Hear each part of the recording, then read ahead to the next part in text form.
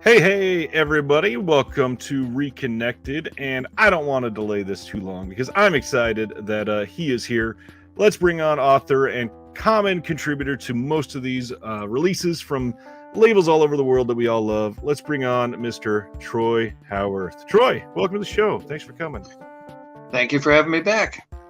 This is different than last time. We're going to go over all the announcements, and then just like last time, we're going to be talking about a certain conversation. And you brought up a handful of super interesting ones that I wish I knew more about. But we're going to talk about George A. Romero tonight. How formidable was George A. Romero for you? Never heard of him. Huge for one reason in particular. I'm from Johnstown, Pennsylvania, which is a place that doesn't have a lot going for it as far as reputation is concerned. However, it is name dropped in Dawn of the Dead rather appropriately when the four main characters are in the helicopter before they get to the mall. At one point, I think it's Roger looks down and says about the rednecks in Johnstown seem to be enjoying this thing, which I think is probably accurate. If this would ever happen, it's probably true. They'd be out there in their hunting gear and swilling beer and taking shots at zombies. Right. Romero obviously comes from New York, but ended up going to Carnegie Mellon in Pittsburgh and camped in Pittsburgh essentially for the better part of his career until he relocated to Canada. So Pittsburgh is about an hour and a half drive from where I sit. And that gave him a very special kind of identity as somebody that was more of a homegrown filmmaker. It was something, too, for a period of time when I was naive enough to think that I might actually make films myself. I kind of looked at his work as like, it's possible. You can go and make a film that doesn't have to cost millions of dollars and have access to big name stars and so forth. Here he was working with a lot of, stage actors. I won't say amateurs. There's this kind of mythology that Night of the Living Dead was an amateur film. It really wasn't. They were all experienced commercial filmmakers. And that's very obvious when you watch the film. There's nothing shoddy about it at all. But compared to what, one would expect from a big studio film, of course, it's a low budget, black and white regional film. The actors are not well-known stars, which is one of the great strengths of it, actually, because, if you would have had Paul Newman and Sidney Poitier and people like that in the film, you'd know what to expect, out of the characters, you'd know what to expect about what's going to happen. Whereas these people, you've never seen them before. In some cases, you've never seen them in anything else again. And so that gives it a real element of suspense. You can believe them as the people that they're supposed to be, and you don't know what's going to happen to them. So, he was somebody who just made a tremendous impression on me, a tremendous impact, and followed his career with great interest from the time that I was relatively young and first became aware of him. I suppose Creepshow was probably my introduction, but I guess we'll get more into all that stuff later on. Yeah. We're gonna get more into George at the end. We got a comment here that is the very next thing I was gonna bring up is happy birthday. Yesterday was Troy's birthday. Well, thank you very much. Did you celebrate by recording 12 commentaries yesterday? No. Although my fan base will be either groaning or happy to hear that I'm going to be recording two on Saturday, two European cult films, a giallo and a spaghetti western. But beyond that, I can say no more. Nice. There's been a lot of people really hoping for some spaghetti westerns, and it seems like, other than like the Eastwoods, it had kind of gone a little barren for the last little bit. But a couple more trickling out's always a good thing. Yeah, there's some good stuff to come. I mean, there's it's like anything else. There's some really bad ones, and some of them have made their way to Blu-ray already, ahead of some of the better ones. But that's how it always works. So, and even I say that, but there's inevitably going to be somebody out there saying, "Oh, but I like that one." So it's okay. It's all good. You want to get them all out there if you can. So there's certainly a lot. Yeah, and obviously, as usual, just championing film, that's the biggest thing. There's a lot of these that either, whether it be rights or elements or, 9 other reasons, will literally never see the light of day. So just anything coming out, especially stuff from, the early 70s or late 60s or something, that's a big deal when it's almost 60 years old at this point. Yeah, you get people bitching sometimes because they say, "Oh, they're always re-releasing the same films, and they're not even trying to put out these other ones." It's like, I've got two problems with that. One is, I don't have a problem with certain films getting re-released over and over again. If you're going to do them better, if you can put out a better version, that's a good thing. The other thing is, don't assume that people haven't been trying. I know for a fact, badgering companies and so forth over certain films. It's not for lack of trying. Sometimes they just don't know where the rights are, and sometimes the elements just aren't there. There are various factors. It's not as simple as somebody sitting on a pile of movies and saying, no, we're not going to put these out. We just want to keep re-releasing Suspiria or whatever. It's not as simple as that.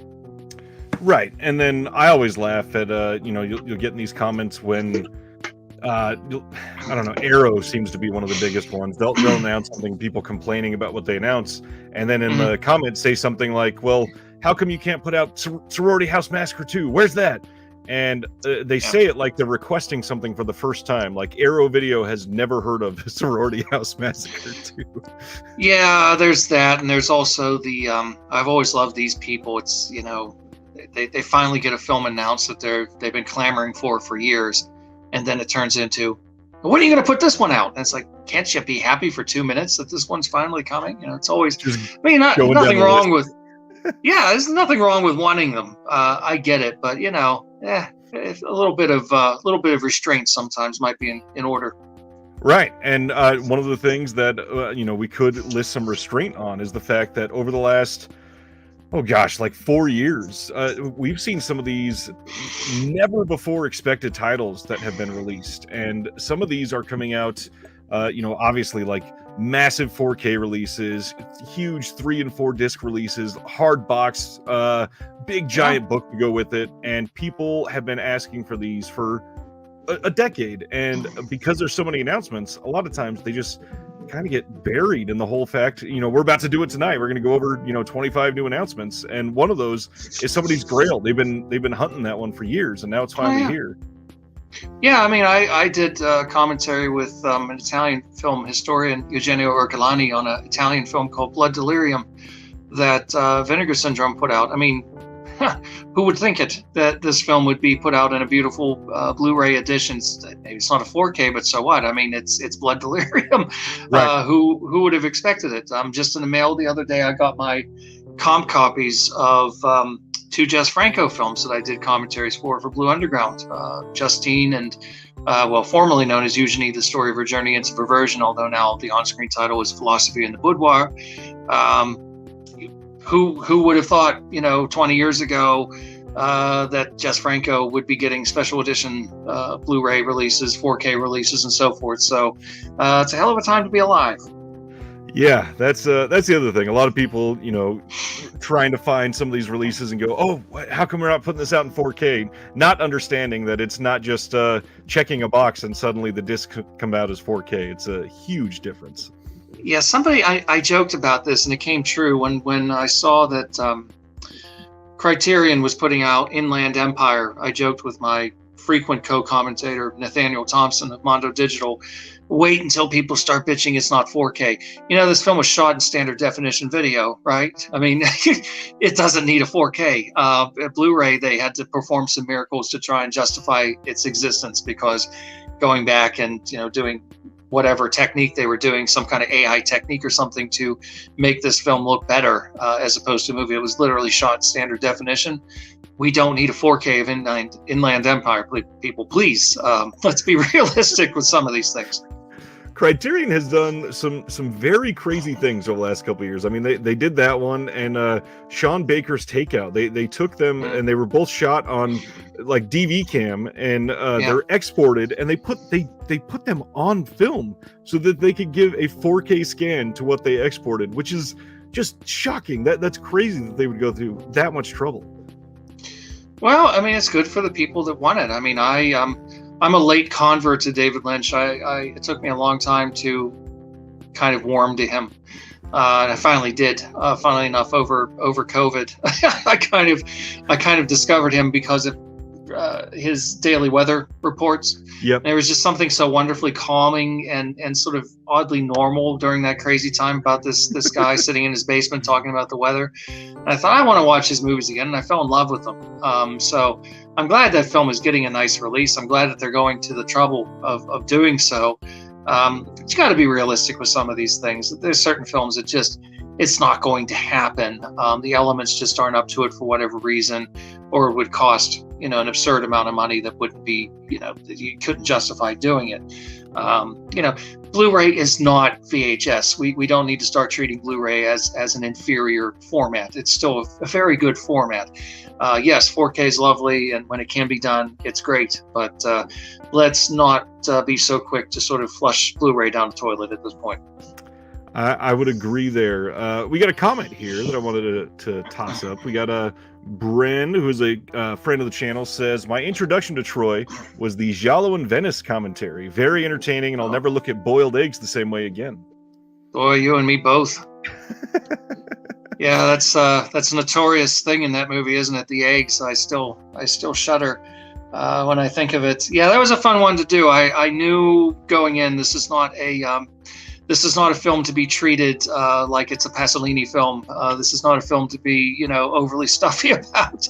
Right. So I tried to have a little bit of fun with it. And some people told me they liked it. I'm sure some people didn't, but that's just the way it goes. The film itself is, it's not the greatest, but it definitely has its points of interest. It was a solid release, though. They did some good work on that one. It gets another one for as grubby as it looks. I think it looks pretty good. Yeah, I would agree there. One of the times that I saw something here I wanted to come out and talk about, as we were talking about film preservation, Warner Archive often sets their priorities depending on the condition of the OCN or whatever materials remain, and that's a lot of people don't even consider that when they talk about what titles they're looking for. Some of these, again, they're 60 years old. Or older. Right, exactly. They just put out the Mamoulian Jekyll and Hyde, which people have been clamoring for years, and that's a film that's 90 years old at this point, over 90 years old at this point. 27 or something like that. It's 27. Yeah, or 32. It came out in the very end of 31. Okay. Actually, New Year's 31 into 32. So it's over 90 years old.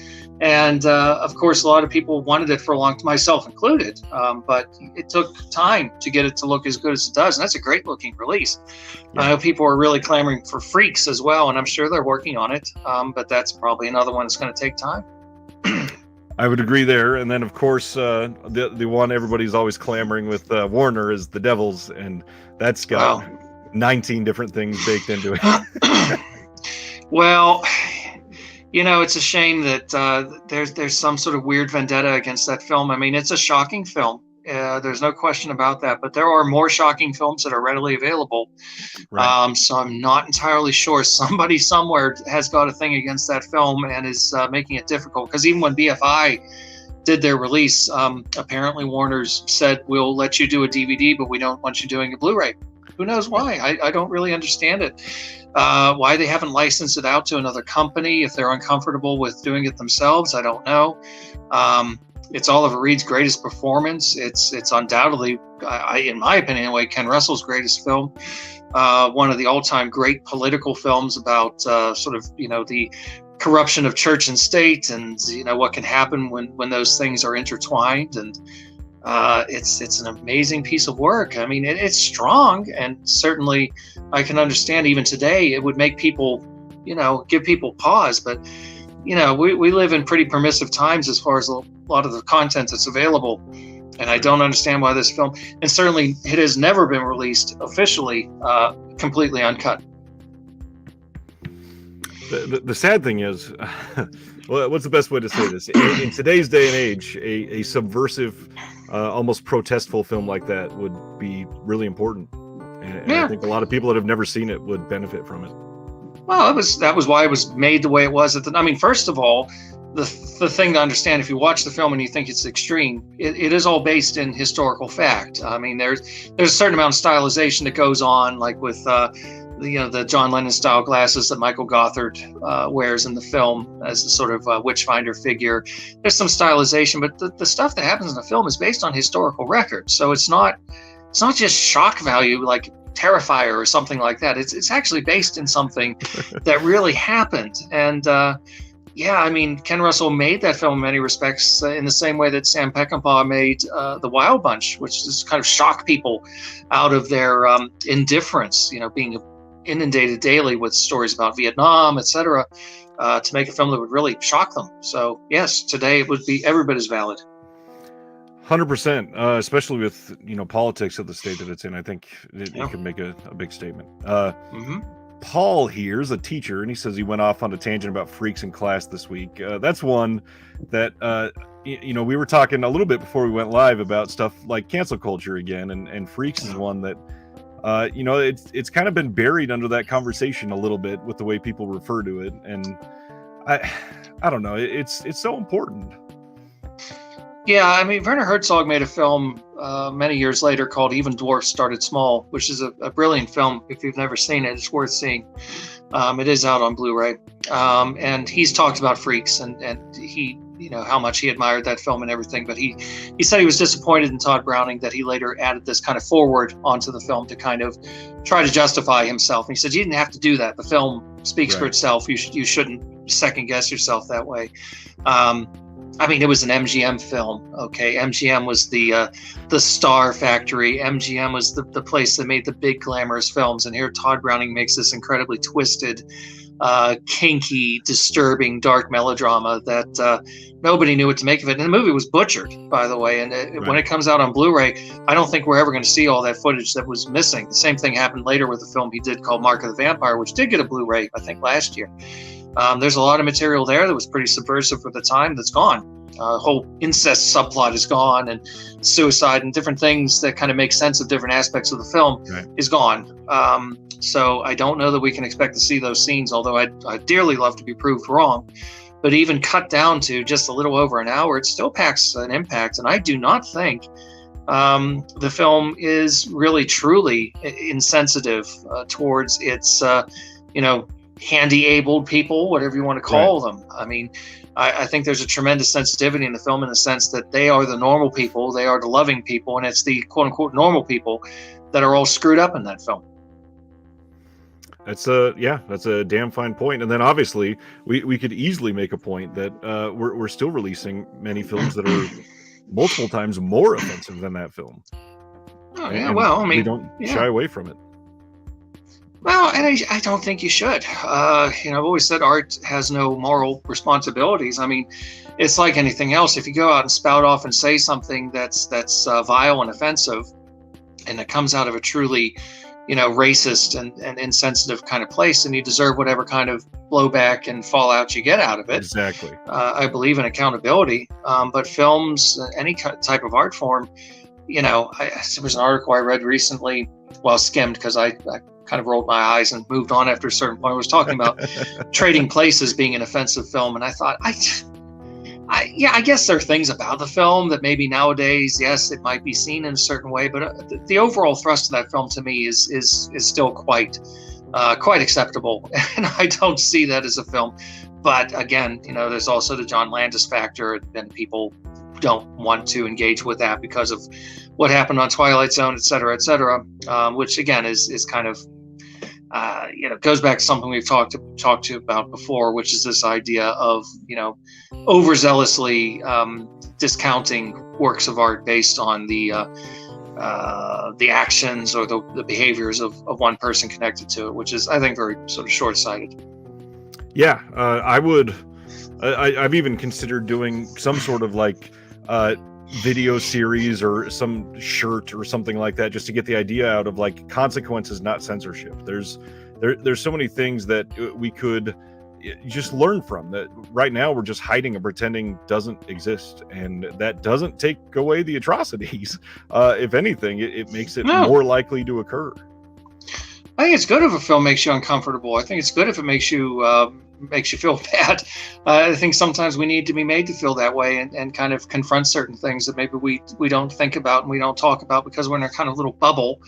our little safe space or what have you, where we don't want to be troubled with the bad things that are out there, but they're still out there. And I think Exactly. that films, any art form really, any obligation at all is just to be able to examine all different facets of life. I mean, there's you draw a line on certain things. It's not okay to make a film where people are being killed for real. It's not okay to have, real torture. It's not okay to have real acts of, non-consensual sex or, pedophilic sex or anything like that.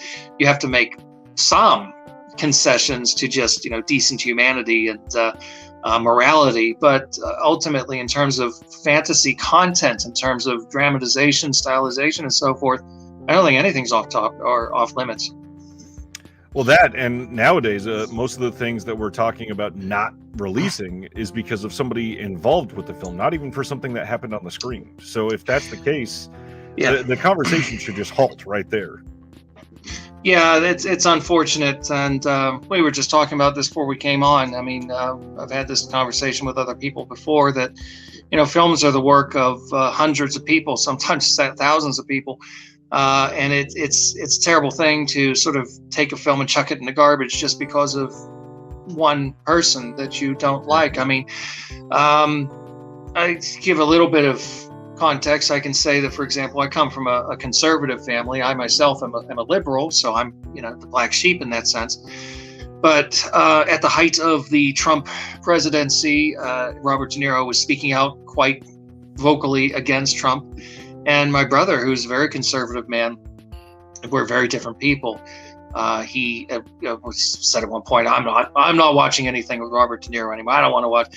And I thought that's so stupid. You're not hurting him any. I mean, you all these movies of his that you've liked down through the years. Why would you, choose to remove them from your, from your collection and not allow yourself to experience it because you disagree with him? Isn't that very childish? Yeah. But they always say that we're the snowflakes. So there you go. There's all kinds of things like that you can make parallels with. I mean, Polanski is one of the great obvious examples. An even more tragic example, somebody like Woody Allen, who's never been found guilty of doing anything. What he did, I mean, maybe seems strange depending on your point of view and so forth, but ultimately it was not an illegal thing. Allegations that have been made against him have always been very specious and have never really held up. So why this tremendous urge to just consign him to the dustbin because some people say he's a creepy pervert? I mean, we know Polanski did something, that he certainly should not have done. I would never defend what he did. But that was over 40 years ago.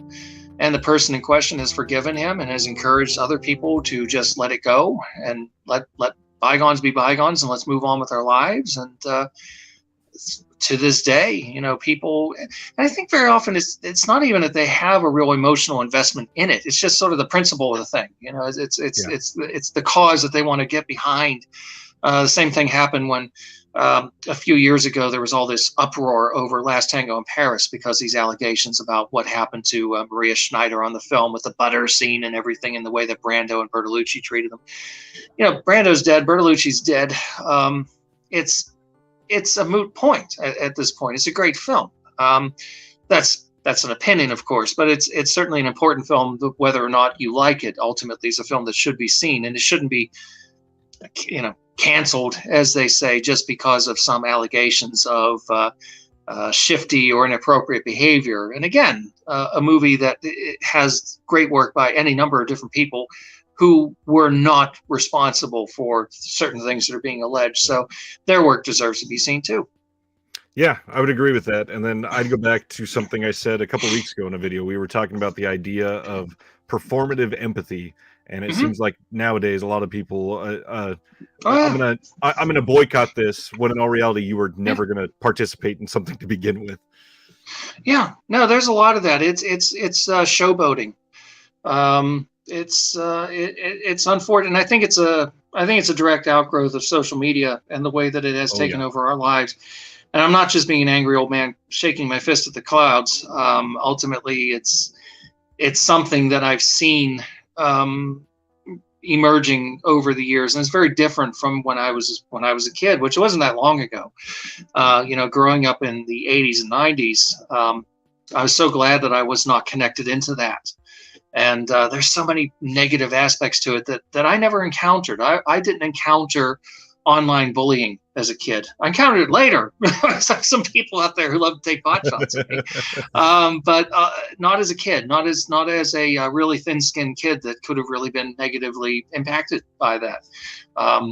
People going on to Facebook and Instagram and things like that, starting up pages saying so-and-so sucks, I hate so-and-so, and putting up unflattering pictures and things. It's very childish things that people do.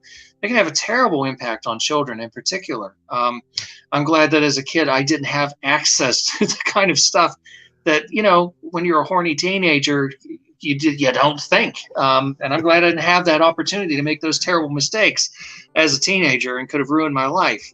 So there's been a lot of things that have come out of this, and it's unfortunate. It's not going anywhere. It's not going to go away. We must accept it. It's part of our daily lives at this point. It's part of our daily rituals. But there's a lot of performative aspects in general. You've got to go out there and find a cause. Everybody seems to want to find a cause, and it can manifest itself in the most trivial and obnoxious ways. I mean, I love it when people, when the Oscars are coming on, for example, and people start posting about, I think I'm going to watch paint dry tonight instead of, I don't care. Nobody cares that you don't want to watch. If you don't want to watch it, don't watch it.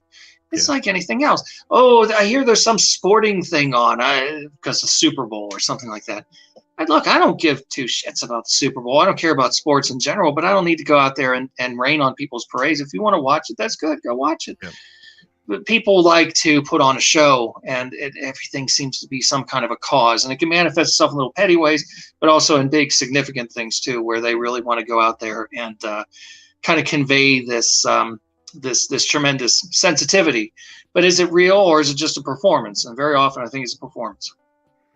Unfortunately, that's true. And I think summing up what you just said, Paul commented, says, I have certain films I choose not to watch, but I don't tell other people not to watch them. And I think everybody needs to take that kind of to heart a little bit. I mean, we've got leaders leading with the mindset of trying to control what other people choose to do and not do.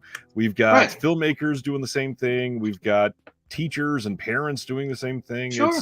It's really odd nowadays. Well, I mean, like, are you going to get rid of all the films that Miramax produced because Weinstein was a piece of shit? Right. I mean, that totally negates the work. And yeah, I'm sure that quite a few people that were involved with those films were aware of certain things he was doing. I'm sure that quite a few of them were not aware. And maybe they thought, oh, he's basically harmed. Didn't realize the full extent of what he was doing. It's just not. It's not the answer. It's not the answer. Anything like that. I'm very, very anti-censorship in general. I mean, I think ratings are perfectly fine. I don't have a problem with the idea of a rating system, but I do have a problem with the idea of suppressing films very often for purely arbitrary reasons. I find this offensive. Well, okay, that's all right. It's like anything else. Avatar is out, and it's the second Avatar. I never saw the first one. I don't know that I ever will, and I don't care. It doesn't bother me if people obviously many people like them because they're hugely successful. They're making tons of money. It just so happens a lot of the films that are big tentpole things that are making a lot of money don't interest me personally. There are very few really big things like that. Like James Bond I'm into. I can enjoy James Bond films. But like the superhero movies, things like that, it doesn't appeal to me. And it's not that I'm trying to be contrary. It just doesn't do anything for me. That doesn't mean that those films shouldn't exist. It doesn't mean that people shouldn't enjoy them. I'm totally fine with enjoying whatever. It's all subjective. Ultimately, we all have our own tastes. But there's a lot of things to be said about that particular topic as well. Yeah, and there's a lot of other insight we can get from Troy. So let's go into some of these announcements. We got this week some stuff from Third Window Films coming out of the UK. We are getting Punk Samurai from 2018. This is a really interesting looking movie, and this is coming out, I believe, March 13th, and it's going to be accompanied by this one on March 6th called Electric Dragon 80,000 Volts. Both of these are directed by Sogo Ishii. Do you know either of these ones? No, I'm not really well versed in Asian cinema in general. I'm kind of a late convert to a lot of South Korean films in particular. I love Ooh, yeah. Park Chan-wook and Bong Joon-ho, for example. I'm a big fan of them, but not so much. This is not so much my terrain, I'm afraid. Their Window Films has been doing some great stuff and completely worth your time if you've never checked them out. Just a recommendation on these. This first one here has got a over hour long making of, which when they do stuff like this, Third Window is really great. But then the second one here, we've got a lot of other stuff on here as well. Lots of interviews, commentary. There's a whole bunch, and this one is supposed to be a really great film. And definitely want to read this synopsis out loud because this is wild. It says, as a child, Dragon Eye Morrison undergoes electroshock treatment for his aggressive behavior. The levels of sheer energy absorbed by his body over the years allow him to channel and conduct electricity. Now an adult, Morrison works in the city as a reptile investigator. What is a reptile investigator? And has learned to channel his rage through the performance of aggressive guitar-based noise. Meanwhile, Thunderbolt Buddha, a TV repairman turned vigilante, who has the same electroconductive powers after a childhood accident, goes after crime bosses and gangsters. When both men learn of each other's existence, Thunderbolt Buddha challenges Morrison to a final showdown on the rooftops of Tokyo. That's based on a true story. A reptile investigator. I'm picturing Hercule Poirot as a bearded dragon. Got it. Not somebody that investigates reptiles, an actual reptile that's a detective. That's amazing. Yeah, this seems like a leveled up Tetsuo that just sounds incredible. Doesn't sound boring, I'll give it that. Not at all.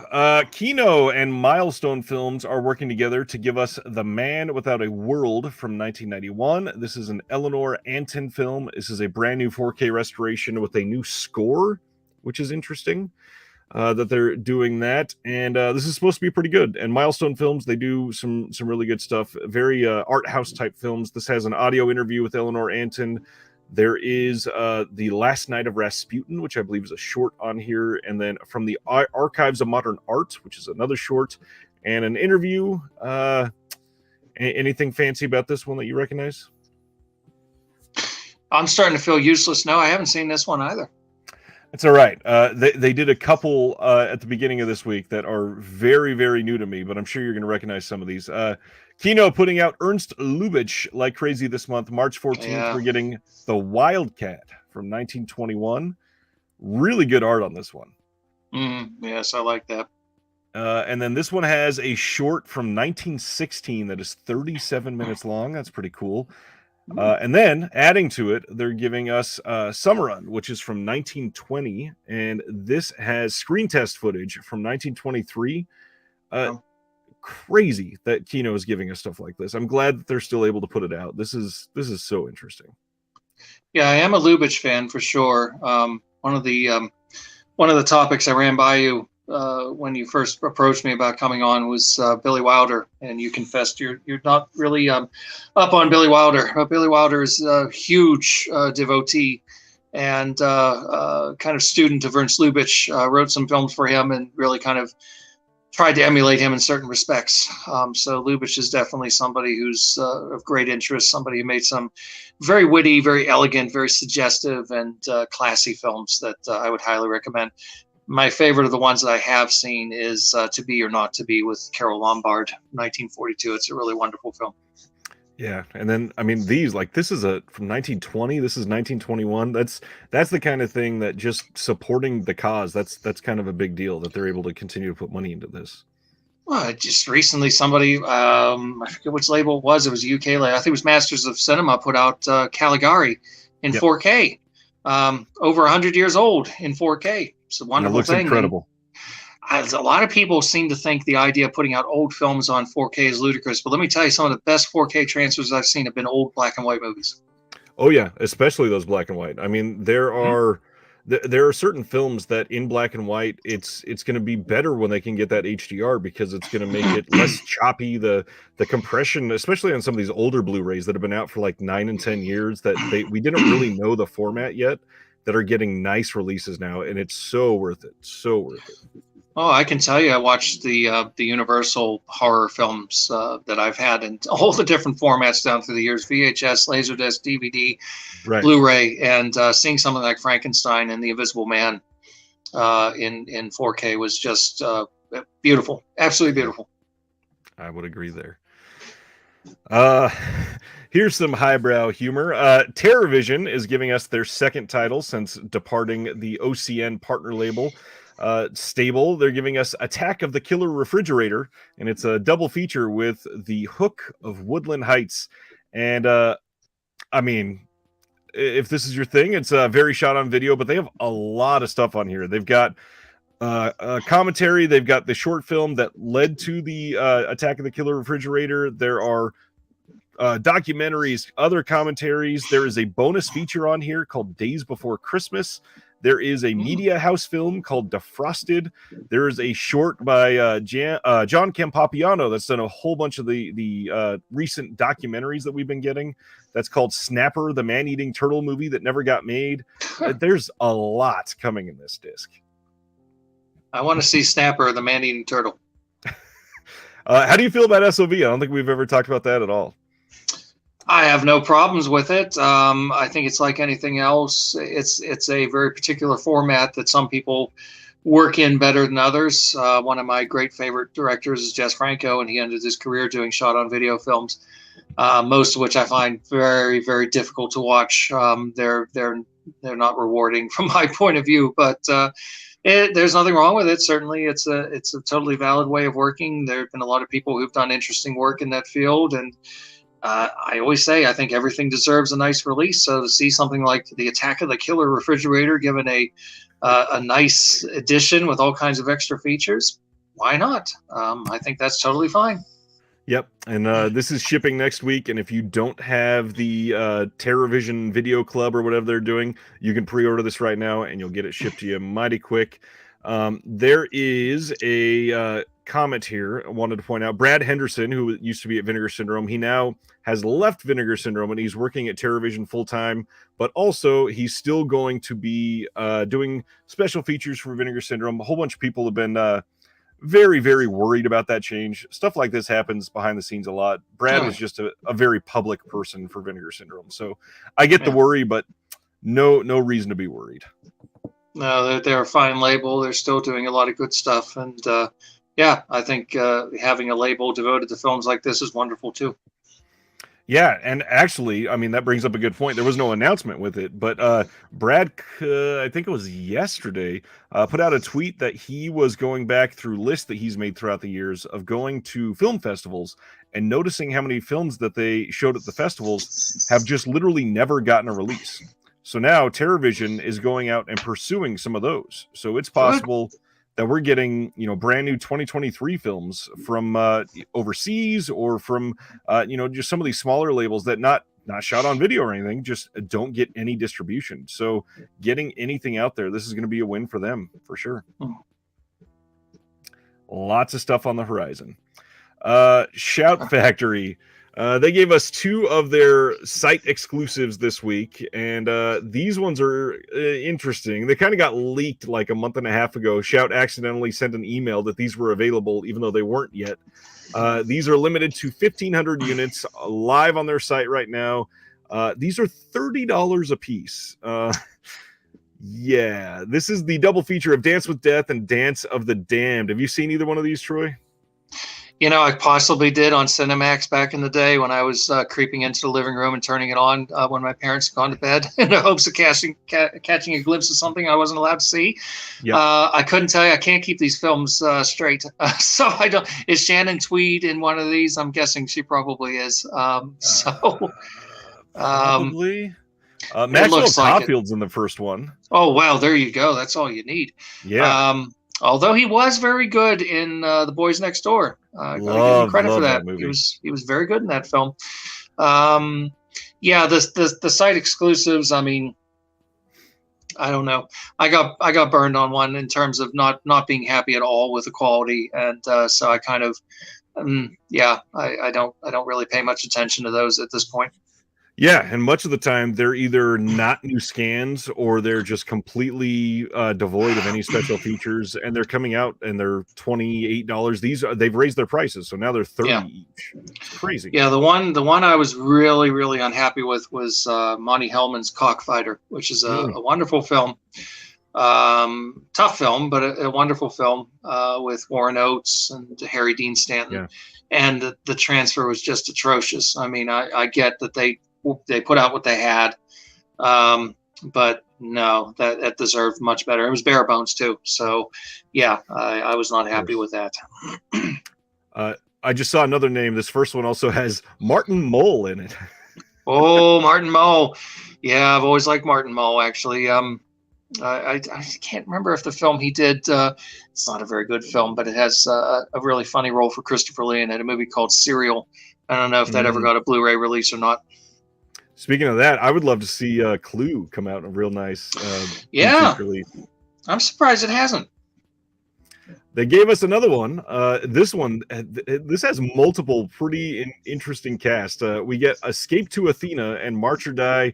Again, another side exclusive, but some names in these. We've got Roger Moore, David Niven, and Elliot Gould in the first one. And then the second one, Gene Hackman, Terrence Hill, and Max von Sydow. You don't see those names together every day, that's for sure. No. I've never seen March or Die. I have seen Escape to Athena. Isn't Telly Savalas in that one too? I think so, yeah. Yeah, He Loves You, Baby. Yeah, see, I'll watch anything with Telly Savalas in it. I've seen Escape to Athena. It was a decent movie for what it was. Not a classic or anything, but one of those movies you kind of know what to expect, and it's enjoyable enough. March or Die might be the same. I mean, I love Max von Sydow, so. If I had a way of looking at it, didn't cost me $30, I'd probably watch it. So, could be fun. That's true. And then Escape to Athena, surprisingly, has a decent amount of extras. It's got a whole bunch of interviews, all of them old, of course, but old stuff. Yeah. You can even hear from Sonny Bono. Oh well, don't we all want to? Next one. Speaking of things that the internet wants to cancel every single day, Kino announced that they're putting out Pretty Baby from 1978, and this had already gotten a lot of pushback when Imprint put this out last year. And this is getting that same 4K scan coming out. Well, there's a couple things to be said here. One is that all these people are all bent out of shape because Imprint already put it out. Okay, yes, Imprint's in Australia. This is an American release. Not everybody wants to import things from Australia. Not everybody's region free. Not blah blah blah. So let's get past the idea that only one country can put out a film, and then we shouldn't put it out again because that's just ridiculous. The film itself, I mean, it is a major work by a major director, Louis Malle. Very interesting cast, of course. Barbara Steele's in the film. Maybe some horror fans would be interested to hear she's in the film, among many other interesting actors. It's another film that, even for its time, was pushing certain envelopes, and it's questionable what you're going to make of it. But I think it's great that somebody has the guts to put it out. Let people have that conversation. Let people be made uncomfortable, and let people see it and make up their own minds as to whether it's a valid film with something serious on its mind, or whether it's some prurient piece of exploitation. And speaking of that, the last one that everybody was talking about like that, because of the news a couple weeks ago, Romeo and Juliet, that was coming out from Criterion, it's down to really cheap. And I don't know if it's because of the whole lawsuit thing coming on, but you can pre-order that on Amazon for like $22 right now, which really doesn't happen for Criterion pre-orders. No. Well, there you go. That's certainly a film that's worth seeing too. Yes, sir. Next one, Fatal Vision from 1984. This is coming out with a brand new 2K master from Kino Lorber. Once again, we don't have any features. This isn't even final art, but we don't have a release date or anything. But again, lots of really known names. We got Barry Newman, Andy Griffith, Mitchell Ryan, Barry Corbin. Carl Malden. There you go. Yeah, I was not going to lead with that one, but yeah, he's obviously well known. Well, he's front and center on the cover, so he must be the star. I've not seen this one. I like Carl Malden very much, so I'd watch it. I think it's a TV film. Yeah. And I'm very glad that Kino has been sort of rescuing some of these TV movies from oblivion and putting them out. very often with commentary tracks. There were a few that were put out a few years back, one of which I got to do with Nathaniel Thompson called Scream Pretty Peggy with Betty Davis. Very fun movie of the week. Some other ones like the Screaming Woman and The House That Wouldn't Die and things like that. There are a lot of really, really good made-for-TV movies that I would love to see Kino put out. One of the ones I've been clamoring for a very long time is called A Cold Night's Death with Robert Culp and Eli Wallach, which is a really, really, really terrific science fiction horror film, very much in the vein of something like The Thing. It's set at on a winter outpost, a very great deal of paranoia and so forth. And somebody needs to put that out. And also, if I'm going to beg for movies to be put out, and hire me to do a commentary for this too, if you put it out, please. The 1983 TV version of Phantom of the Opera with Maximilian Schell and Jane Seymour. Oh, that's a really good one too. Interesting. The made-for-TV movies, there's not really a lot of places to see those. It's not like those are usually available on streaming. And the crazy thing that a lot of people don't pay attention to, many of those are directed by some of the biggest names that you know from other films that we just don't get them. Yeah, we got Spielberg, we got Craven, we've got Hooper's got one or two others that still haven't been released. There's quite a few. Yeah, John Carpenter did one early on, which has finally got a Blu-ray release. Someone's watching me. Yep. And so if you look on YouTube, sometimes they're on there. I mean, I don't usually recommend to go that route, but if you're just desperate to see them, they're on there. But yeah, nothing beats a nice physical release with some nice bonus features, if at all possible. So yeah, I'd love to see some more of these coming out. Vampire is another one. Vampire with Richard Lynch and Jason Miller and E.G. Marshall, I think from 1979. That's a really good, neat made-for-TV horror film. There's so many. There's a tremendous wealth of titles out there they could put out. Oh yeah. Let's see. Next is some Warner Archive announcements. We are getting I'll Cry Tomorrow from 1955, Camille with Greta Garbo, that is from 36, Confessions of a Nazi Spy, that's from 39, The Prince and the Showgirl with Marilyn Monroe and Laurence Olivier from 57, Flamingo Road with Joan Crawford from 49, and then Neptune's Daughter from 49. I've been wanting to see Neptune's Daughter for a while. I've not seen the last two, nor have I seen Nazi Spy, although Nazi Spy looks like something that would interest me. I've seen the others. Some good stuff there. Prince and the Showgirl is one of those movies that probably should have been a lot better than what it is, but it's an interesting film to see anyway.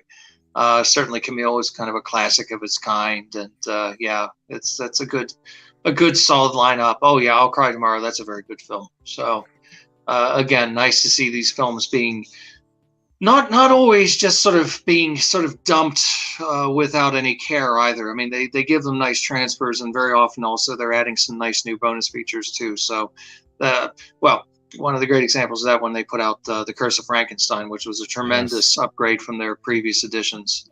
So yeah, they do good work. Lovely 2-disc release on that one. Mm-hmm. Next up, Kino announced some details on their Dark Side of Cinema Film Noir box set number 12. We're getting Undertow from 1949, Outside the Wall from 1951, and Hold Back Tomorrow from 55. We got a new audio commentary on 2 of them, and then Hold Back Tomorrow does not have a commentary, but these are supposed to be pretty good, actually. Are you a noir person? I love film noir. The only one of those 3 that I know that I've seen, I don't know that I've seen the other 2, but I have seen Hold Back Tomorrow. Funnily enough, that's the only one that doesn't have a commentary on it. I love them. I think there's a lot of them that are just kind of, they're okay, but to me, they're great comfort viewing. I really love that whole world, that shadowy world with trench coats and femme fatales and voiceover narrations and so forth. I mean, the best ones are amazing films and hold up beautifully. And like I said, a lot of them are just kind of, they're okay, but even those ones are fun to watch. Yeah, Undertow especially sounds really good. This is coming on April 14th, and all 3 of these getting brand new 2K masters, which, good. I mean, that's kind of amazing. Yeah, there's been a lot of good noir stuff coming out. I'm still hopeful that there's some that haven't gotten releases over here. one I've really, really, really been wanting to have released over here in a nice version is The Desperate Hours, directed by William Wyler with Humphrey Bogart and Frederick March and Arthur Kennedy. It's a hell of a film. They did put it out in Australia as part of a film noir box set, but it was one of those really expensive releases. Yeah. So I'm hoping that we'll get a nice release over here that won't break the bank. That's a really, really good film. Speaking of, we're going to talk about an expensive film noir box set from Australia in just a few minutes. There you go. Next up, the complete series of Duck Dodgers from Warner Brothers Pictures is coming out. This is on March 28th. This is the series that ran from 2003 to 2005. This has all of the episodes on it, and it's even got the original 1953 Warner Brothers cartoon that was directed by Chuck Jones that inspired the whole series. And yeah, interesting to see that this is coming out. It seemed like they weren't doing a lot with this for quite some time. Yeah, I would have seen, in my younger years, although it was not new at the time, I hasten to add, I would have seen the original that Chuck Jones did, but the series is a little bit beyond my cartoon phase. Not that I'm snobby about cartoons. I just I've often said, there've been times there've been animated films that are out that every now and again I think that looks really good. I'd like to go see that, but I just feel like I look like an old pervert or something going into a movie theater to see certain films. So I didn't do so. So yeah, but again, nice to see things like this getting released because everything has its fans.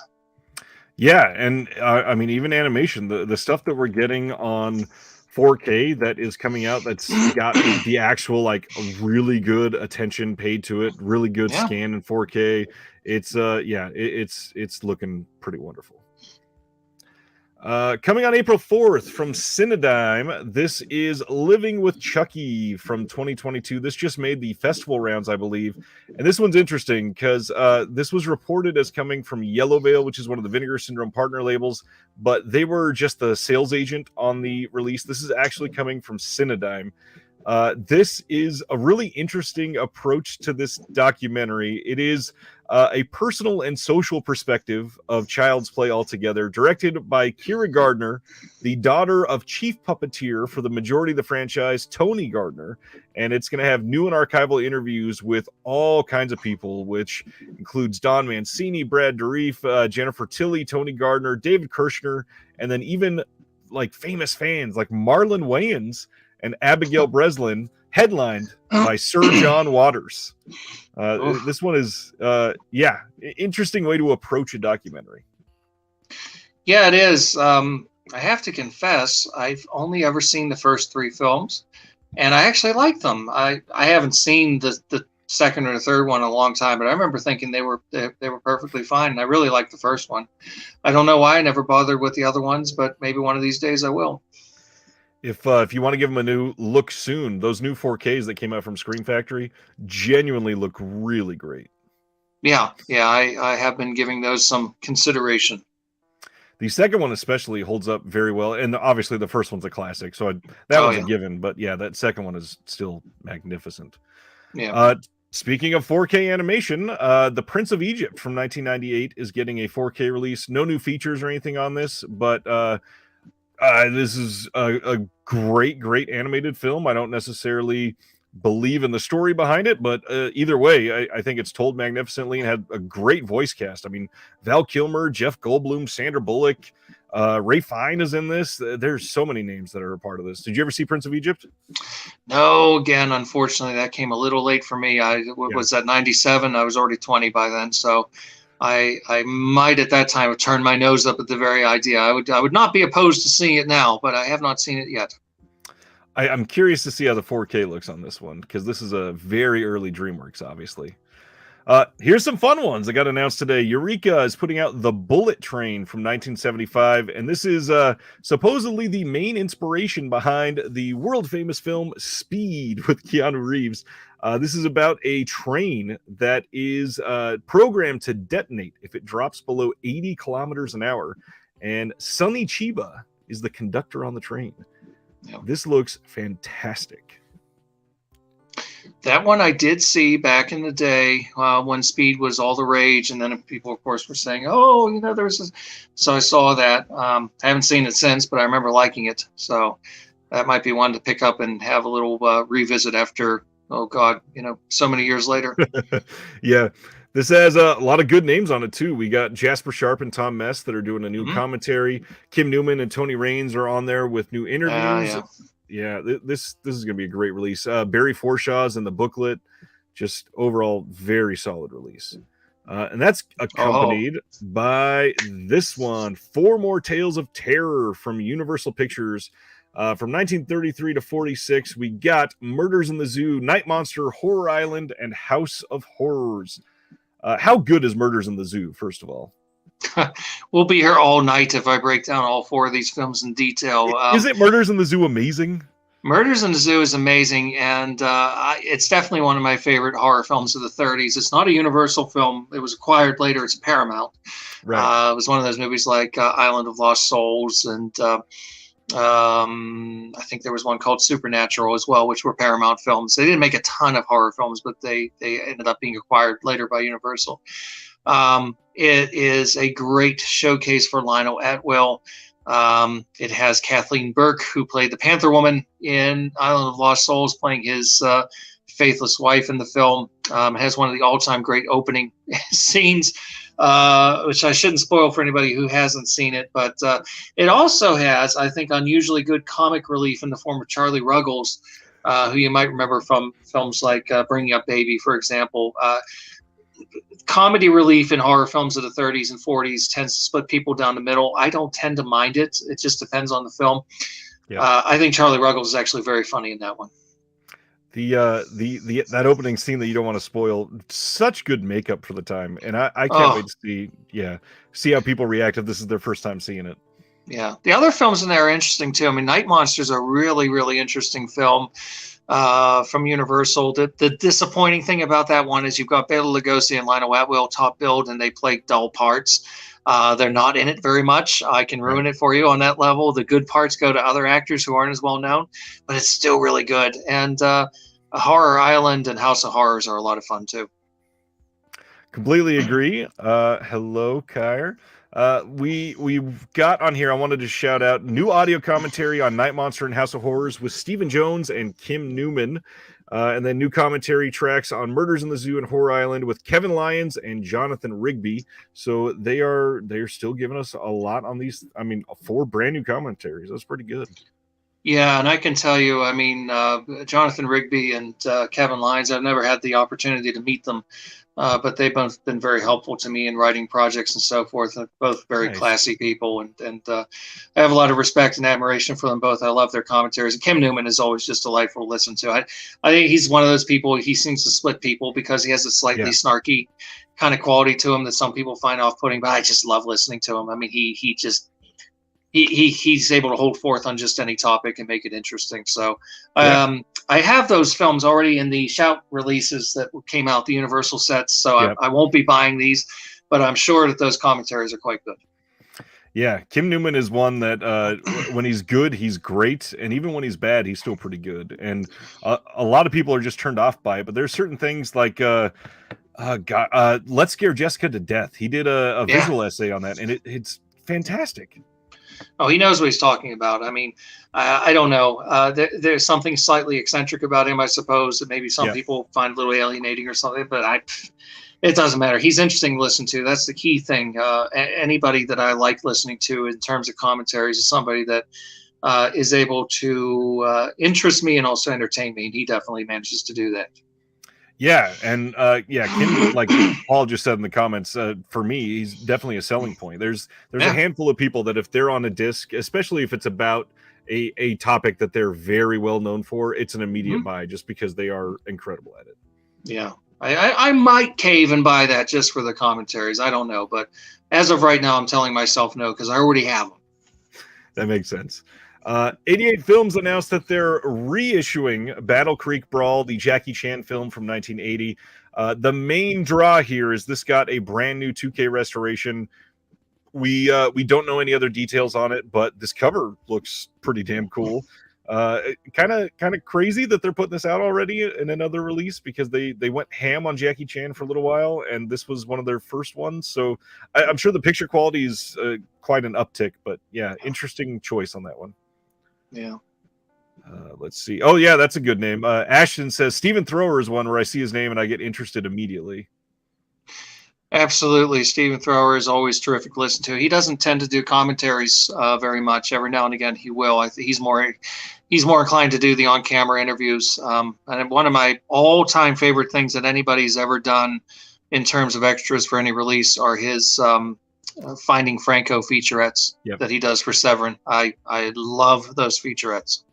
I think they did. Is it like 12 of them now or something? There's so many. I hope they are able at some point. Maybe that's the end game. They're going to stitch them together as one long thing, with maybe additional footage. I'd buy it. They're just wonderful. Make it a full-length feature for a nice Franco documentary or something. It'd be great. I mean, I'm not one of those people that's overly fussed by location stuff, because people say, I was out and I saw this place and it was used as a location for this scene, and they kind of, it doesn't really interest me that much as a rule. But those ones it helps too. The Franco was always shooting in really interesting locations, so it's a lot of fun to see those places. And yeah, good stuff. Very good stuff. Yeah, Franco made odd choices about locations that just look stupendous on camera. Hey, here's one that you're going to be able to talk about for a minute. Yeah. Well, Kino giving us Serpico from 1973 on 4K, coming on April 18th. The big thing here, this gets a new commentary by Howard Berger, Steve Mitchell, and your buddy Nathaniel Thompson.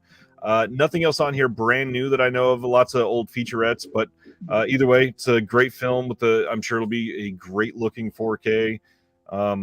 Serpico, Pacino's one of your guys. What are you thinking about this? Oh, that's a must-have for me. I love Pacino, of course. I also love Sidney Lumet, who directed the film. He's one of my favorite directors. I mean, he starts his career theatrically, anyway, in terms of features he directs with 12 Angry Men in 1957. A great film. Ends it in 2007 with Not Bringing Out the Dead. That's Scorsese. What was that called? Before the Devil Knows You're Dead in 2007 with Philip Seymour Hoffman, another great film. And lots of great films in between, and this is one of them. I've worked with both Nathaniel, of course, many times, but I've also worked with Steve Mitchell on the commentary for God Told Me To, because Steve is the guy that made the documentary on Larry Cohen, King Cohen, which if you haven't seen, you need to see. So I'm sure that will be an interesting listen, and it's one of Pacino's great performances. Now, this is not one of your blind spots. This is one of the ones you have seen. Yes, sir. Serpico's one that I certainly love. Yeah, it's a great film. It holds up. And another one that unfortunately is still very timely. We can say this is a film that still has a lot of currency today. The fashions and so forth may have changed, but the overall moral of the story remains the same. So bring it on. I hope they do a lot more Sidney Lumet on 4K. This might actually be the first Lumet film that's gotten a 4K. I know the 12 Angry Men is coming, but it hasn't come out yet. So this might be the first one, but I'm not sure. That's a good point. That sounds right. Now that I think about it, yeah. I'm gonna have to go look that up.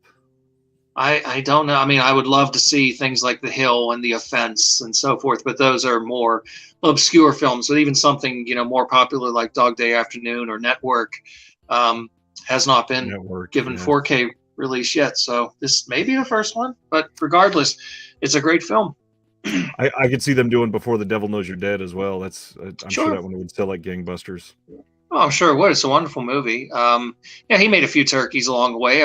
Most everybody does at one point or another. But man, what a tremendous record he had in terms of the depth and breadth of his work, and again over a long period of time.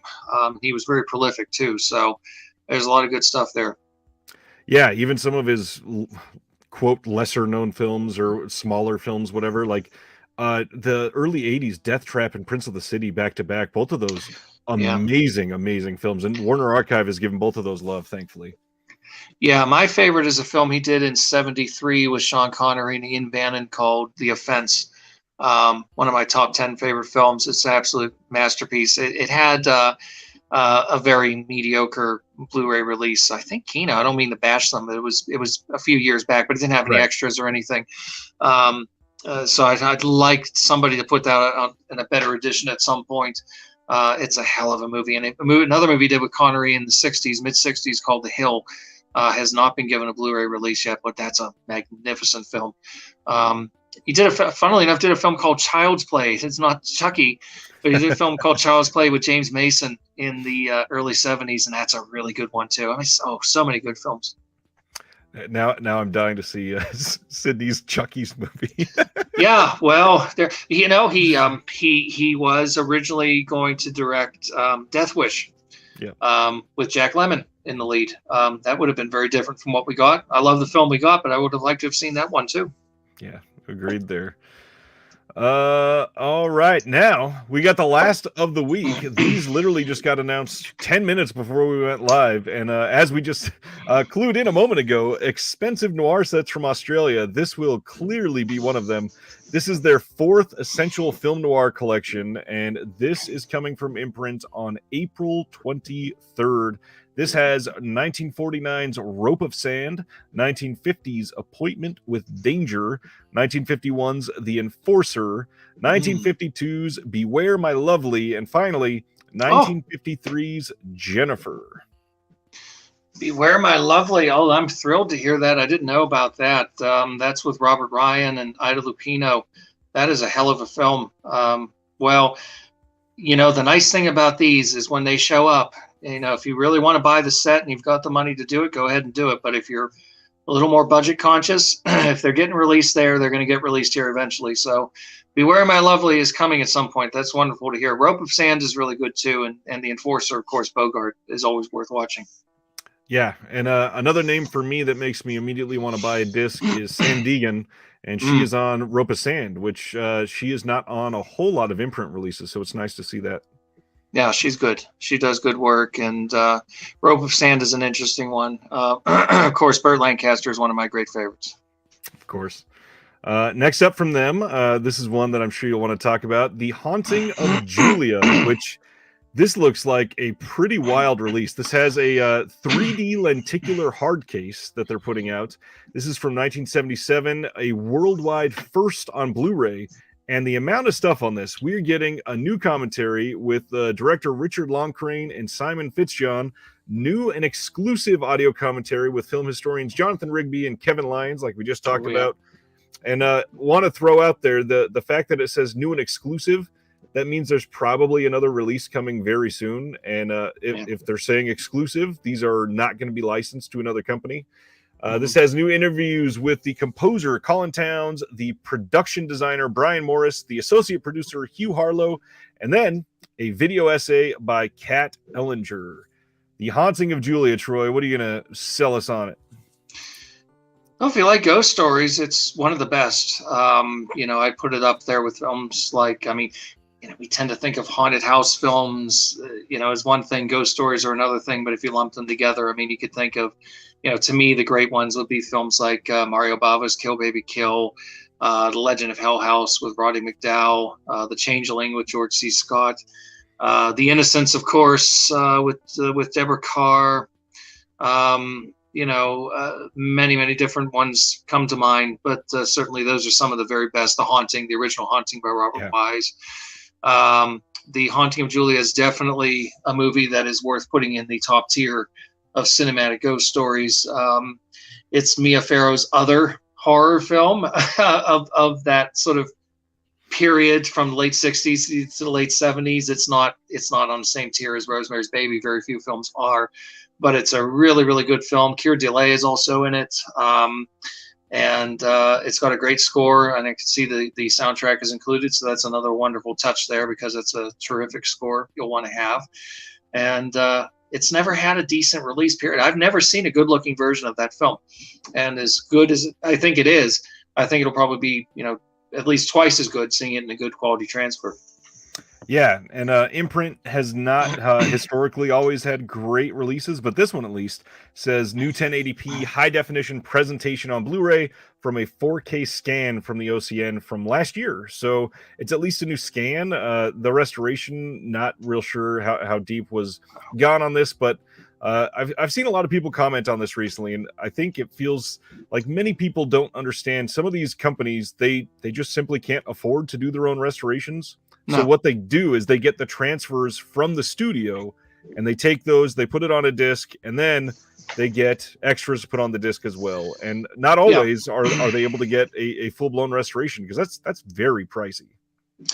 Yeah, I mean, there are companies like Synapse where Don May, and this is the reason why Synapse puts out so few films, and there tends to be big gaps in between. And that's not a criticism. It's just that he takes his time painstakingly getting these things corrected frame by frame. I mean, he's very, very particular.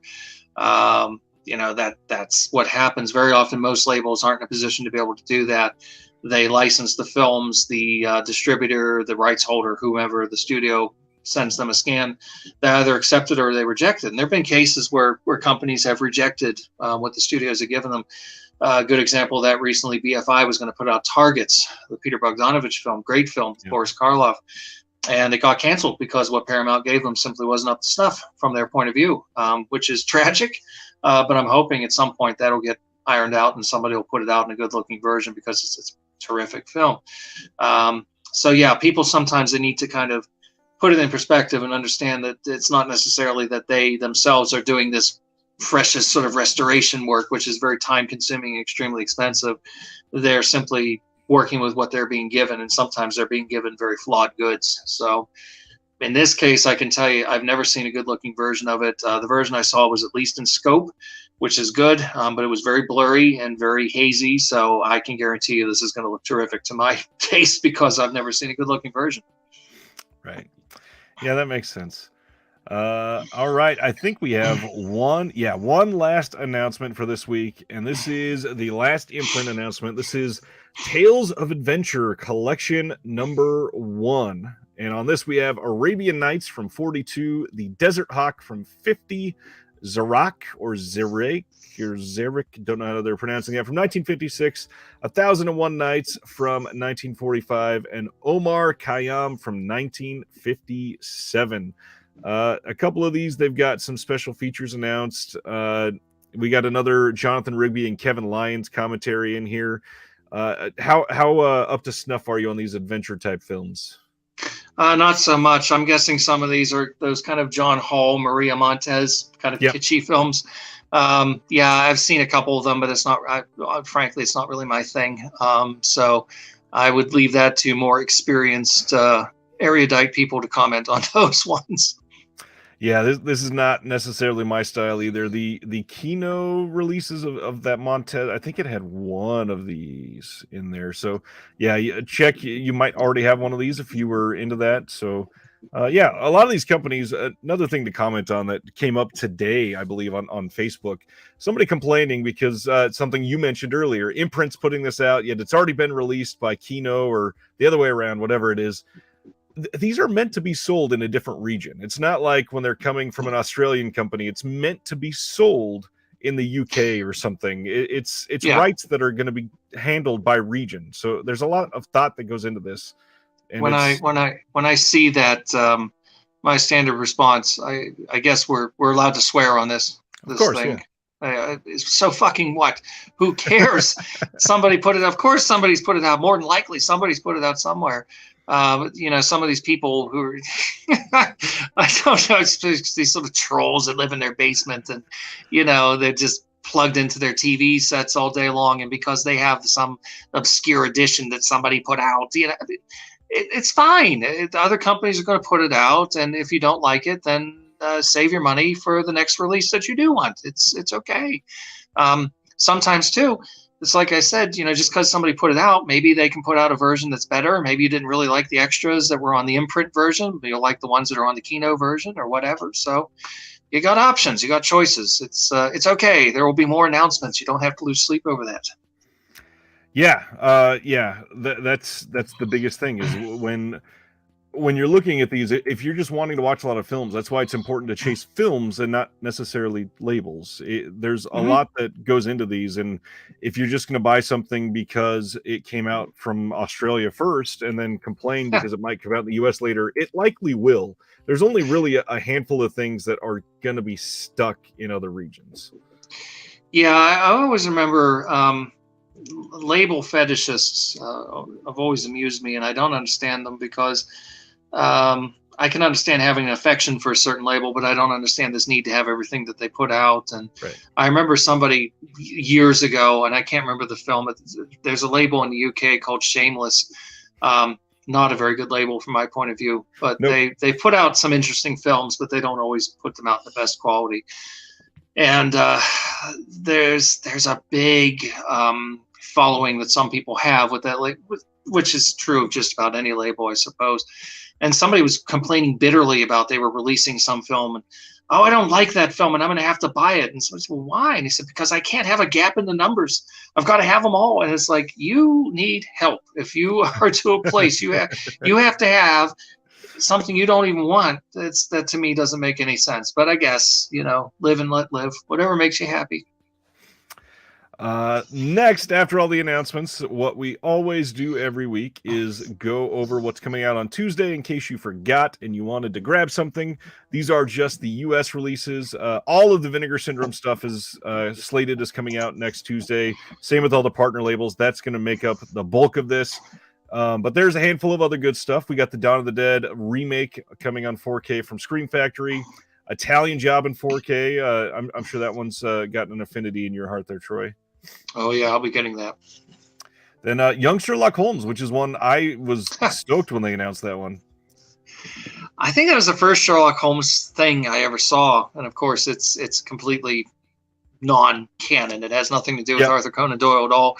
But I loved it as a kid. I don't know if it'll hold up now. I have a feeling it's a little too Indiana Jones and the Temple of Doom, sort of indebted. But I have some affection for it. And it is the earliest film that I can think of.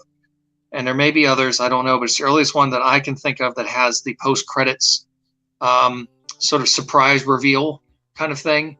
I think they were hoping they were going to do more of these films, and it didn't happen because it wasn't very successful. So I don't know. There may have been ones before, but it's the earliest one I can think of where you had to sit through the credits if you wanted to get the little surprise, Easter egg at the end. Yeah, that's an interesting point. I had not considered that. Then we got Crimes of the Future from last year getting its 4K release. Let's see. There was a couple more. Bones and All from last year is getting its blue release finally. Lady from Shanghai from Kino is coming out next week. The Santo release from Imprint is finally out and shipping, I believe. The Lucas Moodysson collection from Arrow. Are you familiar with Moodysson? No, I have to admit I am not familiar at all. I have not seen any of these, I don't think, and they look intriguing, but it's so much for one box set.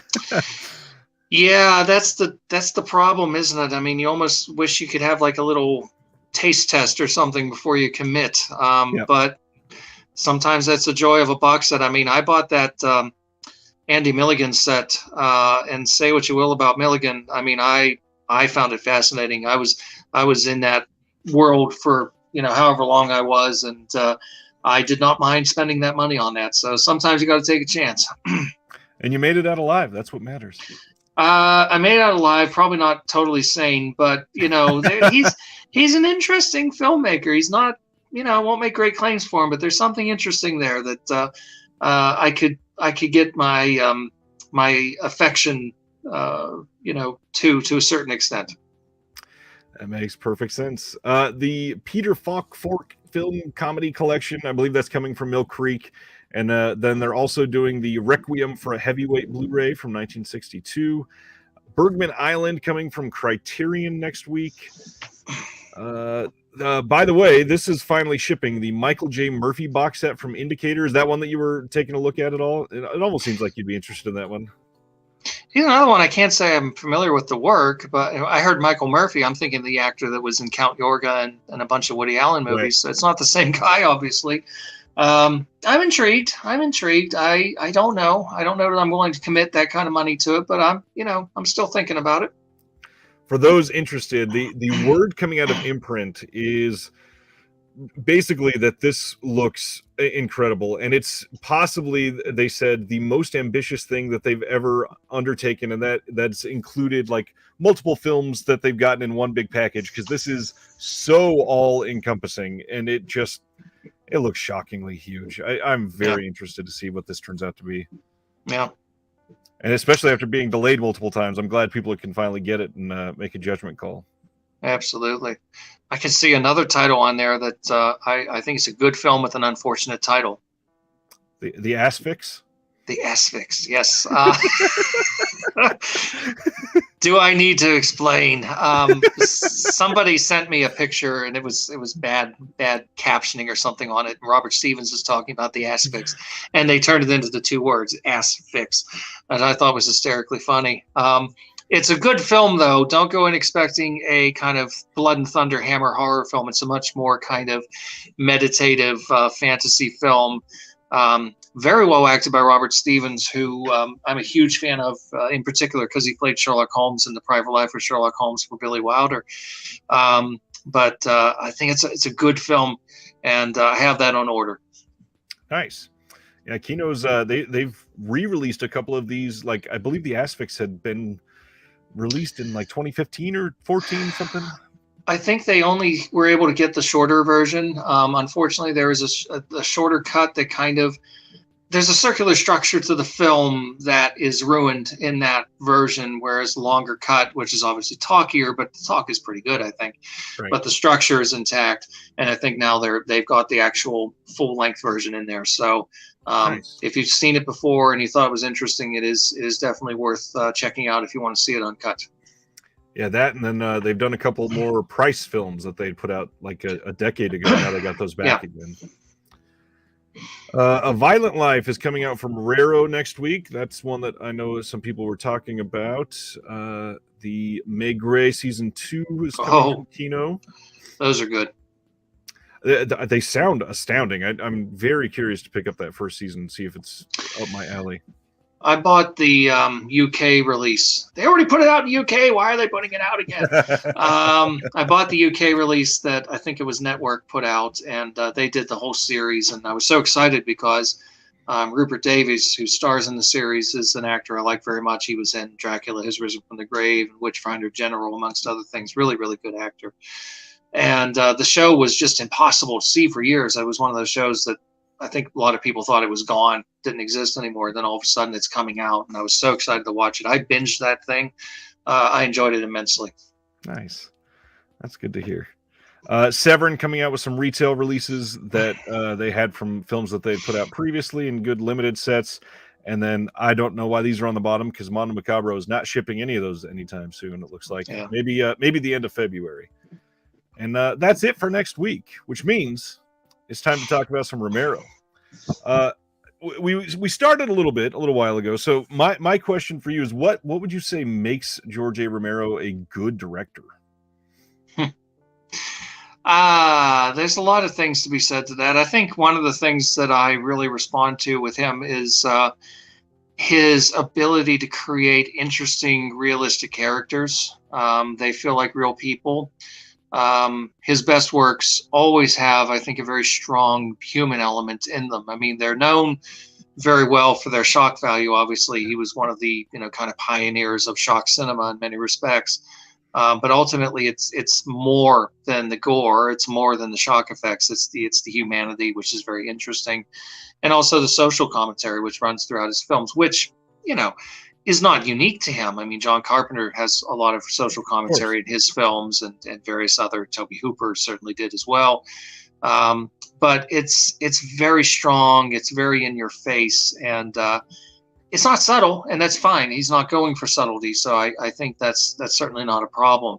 But I really like that sense of creating a world that feels very real, with characters that in many respects you can relate to and you can understand. I mean, growing up in Johnstown, Pennsylvania, I can watch films like Martin and so forth, and I know these places. I know these little towns. I know these people who are disappointed in their lives, who spends too much time at the bar, bragging and drinking too much, and just sort of disappointed by life and so forth. And whether or not the horror element is there or not, that just feels very real to me. Yeah, I would agree with that. There's so many of his films that I mean, even if you remove the social commentary, the work that he did was some of it was obviously groundbreaking, but a lot of it was just overlooked because other people have done this before, but the main thing behind his stuff is it felt so real, and it gave this weird, like, Pennsylvania in most of his films is genuinely a character. It's this very obvious setting that you can drive to and see these people in their lives, and now that it's caught on film, it's just part of our history. And that's the fact that is like that. Not everybody has that ability to make it feel like something that can truly exist, and he was always able to jump in a way that captured what seemed like just a portion of somebody's life, and instead of some sort of performance. Yeah, it was something that got lost in the last ones, unfortunately, when he moved to Canada, because that texture was gone. And he tried. I mean, you could tell in a movie like Land of the Dead, which was written to be filmed in Pittsburgh. And as a matter of fact, they initially were going to film it there. I remember they had casting calls out for zombies and everything. And I remember talking to people who were all excited they were going to go. And it was just, unfortunately, Pittsburgh got greedy with the money aspect. It was no longer financially feasible. It was as expensive to start filming in Pittsburgh after a certain point as it would be to shoot in Chicago or New York or something like that. So it was just financially, it was made better sense for him to relocate. So he went to Canada. That aspect was lost, although he still did do some good stuff up there. But that core period that we think of, really from 68 to like 88, 89, certainly was very, very much a regional type of cinema, which I think is one of the big things that makes him unique from the other directors. Hooper, to a certain extent, fits in that as well, because of the whole Texas thing, his that kind of atmosphere that he has in his films. Whereas that wasn't really something that Carpenter went for. For example, his movies were very different. Carpenter went for something that was a little more kind of informed by old Hollywood and a kind of more obviously slick commercial kind of cinema, as opposed to Romero's, which is a little bit scrappier and a little bit more, obviously, again, regional, and not really informed by any kind of star system, because very often in his films, up to a certain point anyway, there were actors that you really never heard of before who were front and center of his movies. Yeah, and I think that's one of the more interesting things from George A. Romero is obviously, as this legacy is basically like a regional auteur, but the reach that he's had, there are metal bands that have come out of Pennsylvania that say 5 of our songs are about zombies because my parents were in Dawn of the Dead, or another movie that comes out with a tagline that's similar to a Romero film, and they can say, because I was an extra when I was 14 years old in Day of the Dead or something, and it's all because Romero just like stood out on the street corner basically and got everybody and said, "Hey, come over here for a minute. We're going to put some makeup on you and put you in a feature." And when we talk about regional horror, a lot of the directors that have gotten attention over the last, say, 5 years, it's gotten kind of a bad rap. And not that they're terrible, but Romero really never had a tinge of that. A lot of his stuff, it was not highbrow, but it was very well done, pretty much from Jump Street. And so much of his even like scrappier films are still, people would wish that they could make films like that. There's an intelligence in his films that comes through in the writing, and crucially, we talk about the auteur theory, and it has its limitations, and there's some people it can be applied to, there's some people it can't. It certainly can be applied to him. He wrote his own scripts, almost all of them. I mean, the exception of something like Creepshow, which obviously was written by Stephen King. Otherwise, it's him writing the script, usually on his own, sometimes in collaboration, like John Russo co-wrote Night of the Living Dead. But usually, his own material, occasionally adapting other sources. He did a Poe adaptation. He did his own Stephen King adaptation, but usually it was kind of original scripts. And there's a real intelligence there, and there's a real sense of somebody who is trying to color outside the lines and do something that's interesting and unexpected. So you get a film like Season of the Witch, for example, which is not one of his better known films, but it's a very interesting film that's clearly made by a very film savvy man who is well aware of what directors like Ingmar Bergman are doing overseas, and is effectively trying to say, I want to make my own kind of Bergman style movie about alienation and about feminism and dealing with a woman who is oppressed and is trying to find her own identity and trying to establish herself without being linked to her husband or her male counterparts. It's just as her own unique individual with whatever talents and abilities and skills that she may have. He's definitely somebody in all of those films, even in a lesser film like There's Always Vanilla, a kind of an attempt at a kind of a sexy comedy type thing, but very much of the period. You don't get a sense that this is being made by somebody who doesn't know what he's doing. You don't get a sense that this is made by somebody whose sense of life is exclusively informed by just movies. But this is somebody who has a really good insight into human nature. And I think that's, again, it goes back to my point. That's one of the things that's really very, very vital and very appealing about his movies. Yeah, the big thing that I will throw out right before we start our listicle is the thing that always appealed to me is his dialogue. It's realistic in a way that feels genuinely working class, when so many other directors or writers, they come from this place of being, pardon the pun, but disconnected because they are fully, genuinely detached. They haven't been in a part of this society that they're writing literally for decades in some places. And Romero, you can tell he's in it. He's a part of it. These are real people to him. Yeah, I mean, if the real father of independent cinema, I think, is John Cassavetes, certainly in the American cinema. Sometimes horror fans get a little over enthusiastic and say Romero is the father. No, Cassavetes got there a few years before with shadows and faces and things like that. He's the guy who really kind of broke the mold in that sense. But Romero's definitely cut from that same cloth. And like Cassavetes, yes, he's somebody who you get a sense he's associated with the common class, with ordinary people, that, he has been in the bars, he's been in, the supermarkets and so forth. He's listened to people. He has a sense of how people really talk, and there's a real sense of reality in his films. There's a dark humor too, and sometimes, again, this kind of misconception about Night of the Living Dead, that it was an amateur film and the acting is bad and so forth. I don't think it's bad at all. No. I think for the most part the acting is quite good in it. But even if you have certain people in it who are not trained thespians and are maybe a little bit awkward, that works because that's how people are. So you have like the sheriff, for example. They're dead. They're all messed up. That's real. I mean, it's funny, and I think it's meant to be funny. I think he knew that was funny, but ultimately, I believe that. I can see that. And I think that's one of the things that's very appealing about him too. And he died in 2017, so he wasn't around for some of the craziness that we've dealt with in recent years, whether it's the insurrection or COVID and so forth. But I think he would have been quite interested and quite bemused by a lot of the things. And there were aspects of his films that forecasted that in certain respects. And I remember he was asked one time about, why are your films so pessimistic? And he said, look, if you can't even get a sandwich at McDonald's, if you ask them to do something special and they can't get it to you properly, what's going to happen when there's a crisis? Right. People don't know how to communicate. People don't know how to work together. People have their own selfish agendas and everything else. And everybody wants to kind of take control, and everybody wants to assert themselves and be the alpha dog, and it just doesn't work. And so things are going to break down, and that's exactly what's happened. So I think he would have been quite bemused by a lot of the things that have gone on. But yes, your point about the dialogue's absolutely correct. Again, to me, when I watch these films, they almost, in a way, they feel like documentaries to me for that reason, because they feel like very, very genuine people regardless of how over the top the situation becomes and how stylized it might become. Right.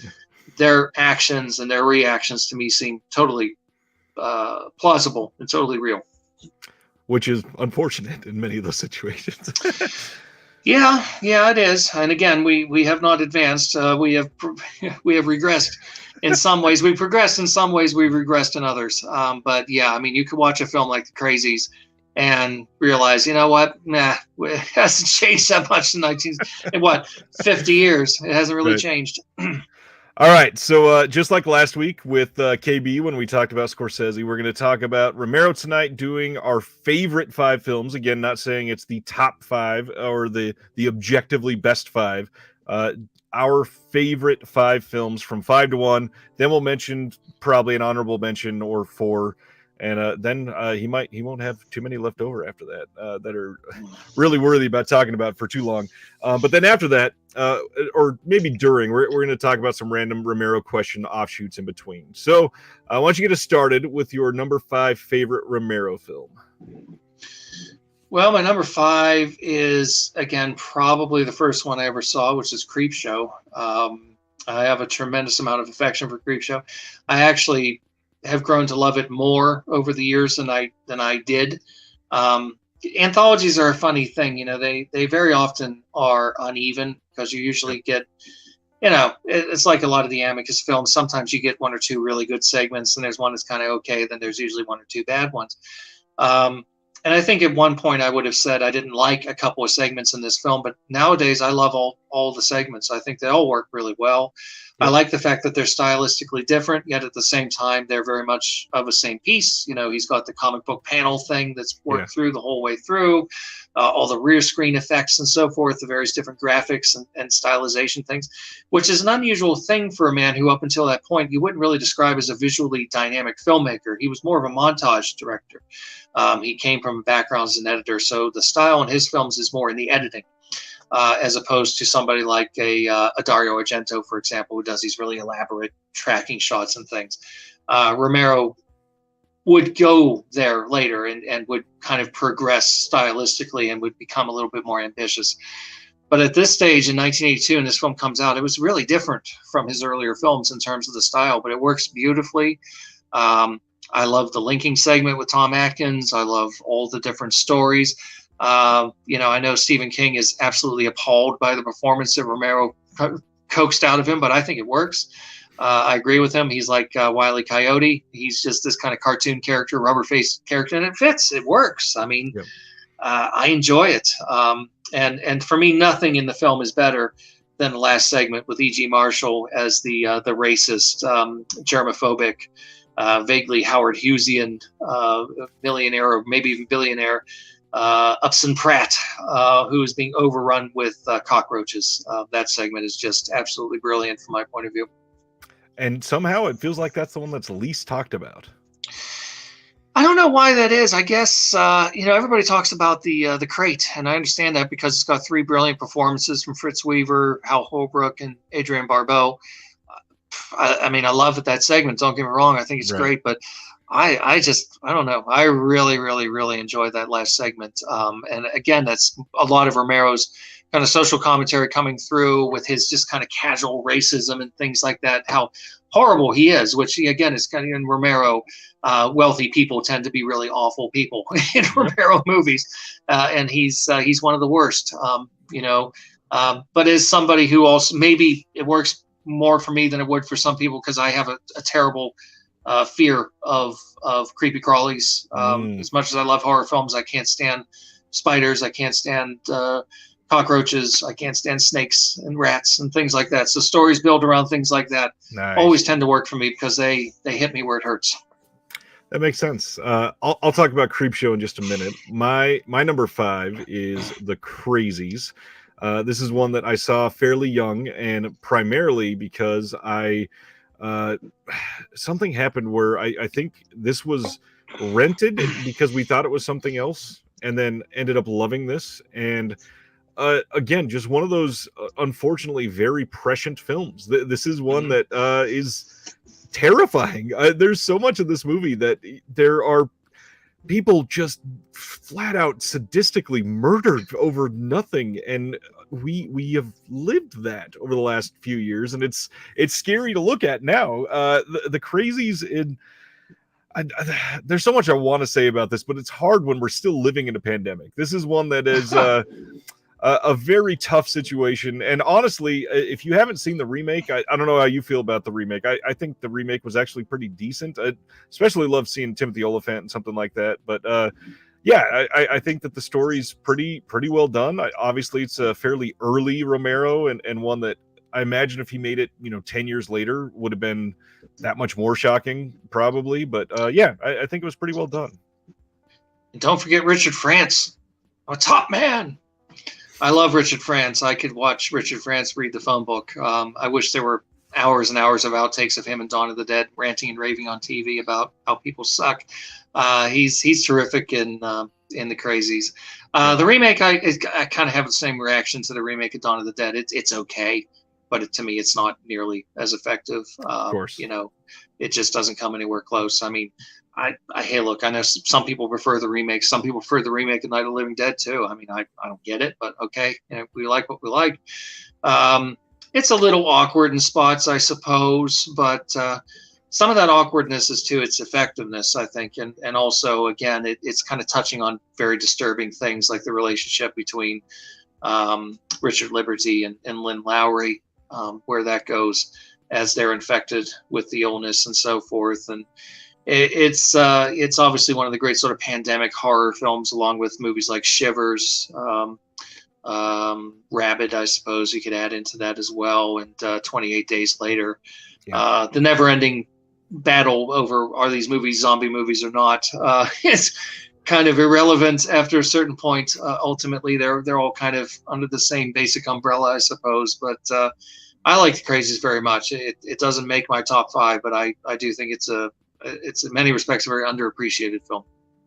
It is, and for some reason, I think the reason it works for me is it's one of his more sadistic films. Like, there's so many choices that are made that are just knowing that inside, like, a lot of humans are just genuinely depraved, and when something goes down, it's going to be bad. Yeah, well, I mean, we've seen that unfortunately, and we're continuing to see that, and nothing like a crisis to bring out the worst in people. I mean, it's the most selfish impulses and the most churlish impulses. I mean, people just losing their minds over the idea of having to wear a mask. Oh my God, it's the most horrible thing. It's like we're in a concentration camp. People are capable of being absolutely awful. And I think this film shows that quite accurately. Even down to something really just sort of almost surreal but very disturbing, like the old lady. The old grandmother type figure with the knitting needle and stuff like that. Yeah, it's very effective. And again, I think it's a movie that it's probably more accepted now that it's been cleaned up and you can see a decent looking version of it. It was pretty ropey looking for a while, but it's kind of a scrappy movie. But again, I think that's part of its appeal. Absolutely. This is like a perfect example of one of those situations where a tight budget really brought out everything that they possibly could do on a film. Yeah, it doesn't feel to me in the way that, a movie like Mother of Tears feels like it just, they were trying way too hard to do something that was well beyond the budget. You can't stage the fall of Rome with just a couple of people fighting in a parking lot. It's not very convincing, it doesn't work. This gets it across. We get a sense that everything's falling to hell, and he telescopes it in, so he's not trying to show it on a global scale. We're not cutting over to Beijing and we're not cutting over to India and so forth. It's just this little community, and that's all the more that we need to see. Right. It's the microcosm. That's exactly, and that's how he would do these types of films in general, which is very smart. Well, let's get to your number 4 then. I think number 4 for me would be Night Riders, which I know was maybe his own personal favorite. Certainly, it's a movie that deservedly is beloved by Romero fans, although probably not as beloved by some because it's not a horror film. So right. A lot of people, it is admittedly a little overlong. If I have a criticism of it, it is that it definitely does maybe overstay its welcome slightly, but it's another one of those movies. There's this wonderful sort of tapestry that he creates with all of these characters that feel like real people, and it's all very allegorical, and it's all him kind of talking about his own philosophy and his own unwillingness to sell out. He could have gone to Hollywood at any number of different points. He was offered by various different companies, come out to Hollywood and make films. You know, the Mountain didn't go to, you know, he didn't go to Hollywood. You know, the Mountain came to Muhammad in the sense that he was getting people later on, bigger stars like Hal Holbrook and Leslie Nielsen and people like that to come and make films in Pittsburgh, as opposed to him going out to Hollywood. So he kind of kept it on his own terms. And apart from giving Ed Harris a great showcase, it also shows what a really good actor Tom Savini can be. Absolutely. He's really good in this. I mean, he's good in all the films he did for Romero. You know, and I've enjoyed him immensely, seeing him in other films, especially from Dusk Till Dawn, of course. Sex Machine, everybody enjoys him in that. It's true, Peter Cushing does it all the time. I always like that bit. But yeah, he's everybody's good though. And if you're familiar with the Romero universe, you've got all these other actors showing up, John Amplis and Ken Foree and people like that. It's like, it's just, you know, old Homecoming week, and even Stephen King's in there. So that's kind of fun too. Yeah, I mean, if you're somebody who needs the kind of visceral, shocking kind of George Romero film, this isn't going to be for you. You're probably going to find it boring and talky and not very interesting. But I'm extremely fond of it, and I think I probably would rate it even higher if it was a little tighter. But it's okay. You know, I understand he creates this world, and you know, he's very protective of it, and I think that's really one of his most distinctive films. It's a fun one, and Savini gets to be the hero, so that's one reason I always loved it. Yeah, it's definitely, well, it hasn't been remade. I don't know that anybody will remake it for the reason that it just doesn't have that. It doesn't have that appeal. But you know, the real kind of serious Romero fans tend to really like this one a lot because they know this movie was deeply personal for him. Yeah, that's true. This is probably where I start to piss a couple people in the chat off a little bit already. My number 4 is 1968's Night of the Living Dead.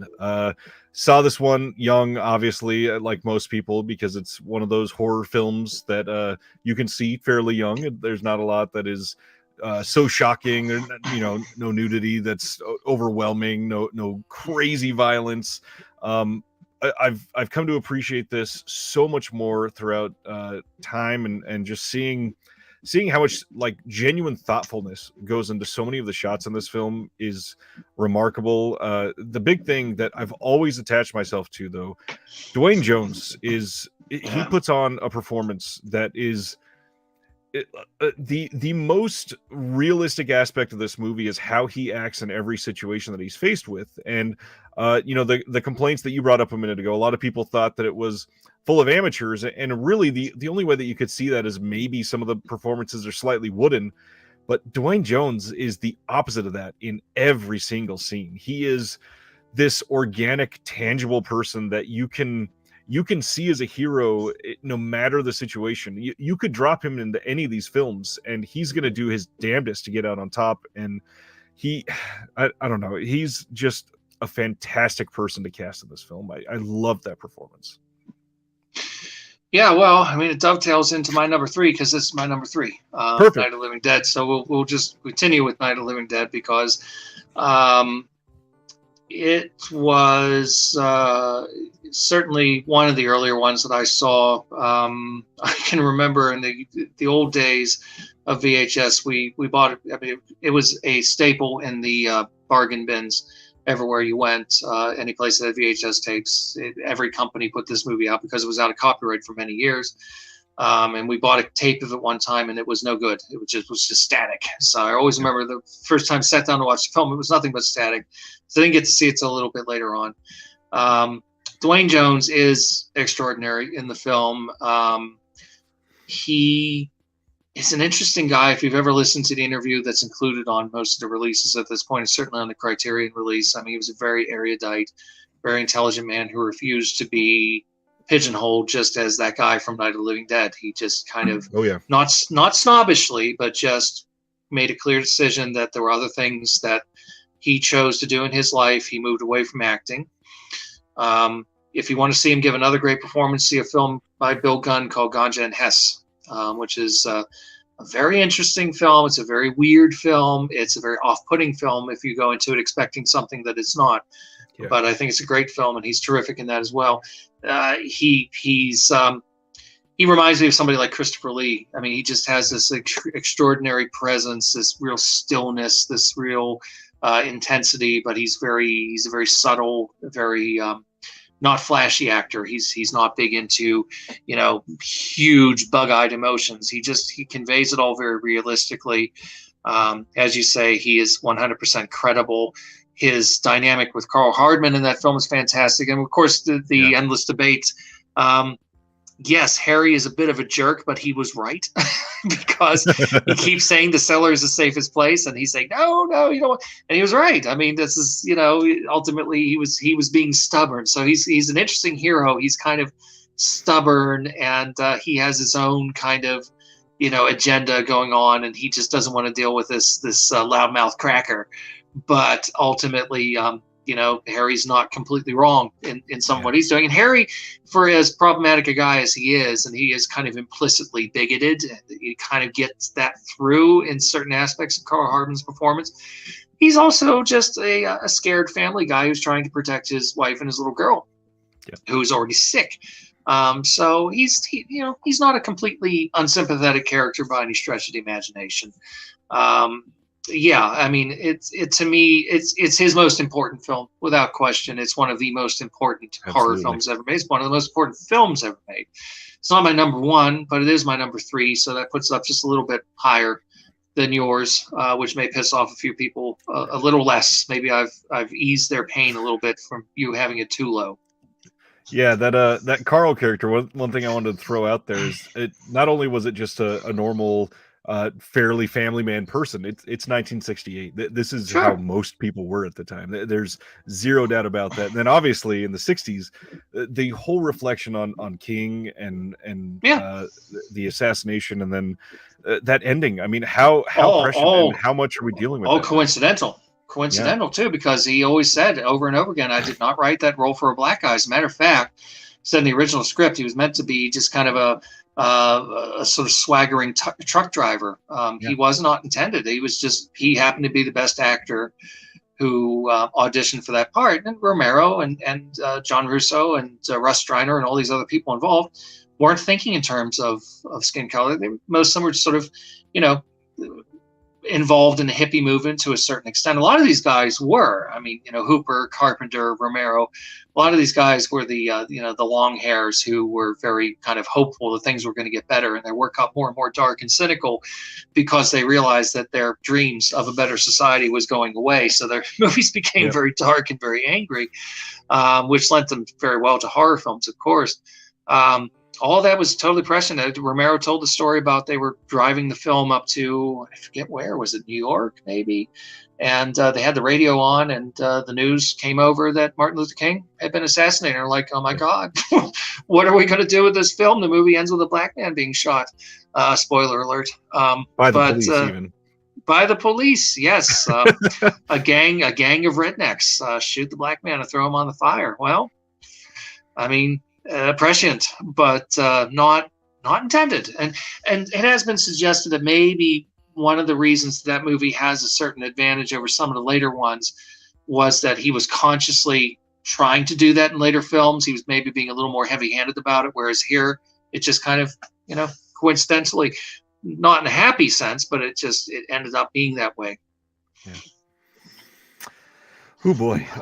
One little shout out too. You mentioned Ganja and Hess, and obviously Dwayne Jones's attachment to that. If anybody has never watched Ganja and Hess, please do. But if you want to hear more about it, Heather Drain, who's another fantastic contributor to a lot of these releases, she just recorded with the Projection Booth podcast on Ganja and Hess, and I think that'll be out next week or the week after. I can't wait to hear that. Ganja and Hess is another one of those like singular films that everybody must see this sincerely at least once. It's not a fun film. No. It's not one of those ones like if you got a choice between Ganja and Hess and Blackula, and you've had a bad day, you want to watch Blackula. And I love Blackula. I'm not even being ironic about it. I love that film to death. Blackula's a fun movie. Ganja and Hess isn't. You got to be in the mood for Ganja and Hess, but if you hit it at the right time with the right mentality and you go into it, you're going to love it. It's unique. Spike Lee did a remake, of course. I think it was called The Sweet Blood of Jesus, if I remember Yeah. correctly. I've never seen that, but the original film is unlike anything else. They kind of tinkered with it later, and they called it Black Vampire, and they re-edited and all this stuff. But the original version has been restored. It's on Blu-ray, and yes, you really should check it out. Yeah, and it's gotten multiple releases at this point. It came Mm-hmm. out from Kino and from Eureka, I think somebody Yep. else. Yeah, there's some good stuff out there. John's asking, is it still on Shudder? It is not, unfortunately. I don't think it's streaming anywhere at the moment. It was on Kino Cult for a little while too. Another shout out, Kino Cult. They put a lot of their stuff on there, and that never Mm-hmm. gets any attention. And you can watch free with ads, and it's great. Yeah. All right. Number 3. Number 3 is one that people are probably about to start talking about a lot, and that is Martin. I saw Martin very early. I had a DVD of that. I can't remember. I don't know if it was Anchor Bay. Somebody put that out, and I held onto that DVD basically until it died in my hands. That movie is. There's so many emotions that come across in Martin, and the fact that we're about to get this in 4K from Second Sight in this lovingly restored release with all of these wonderful people commentating on it and looking back on a film that has been overlooked in the US for decades because of the way it's been treated, it just warms my heart so much because it is depressing. There's certain scenes that are happy. There's romantic scenes. There's just Romero maybe at his finest on so many different aspects. I adore Martin for so many different reasons, but again, the fact that people are about to discover this, I can't wait for people that have waited till now to see this in 4K, and that'll be their first foray with the film. I love Martin. I'm hoping that it's on your top 5 too. That sucks. No, we're gonna come back to Martin. We're going to come back to Martin.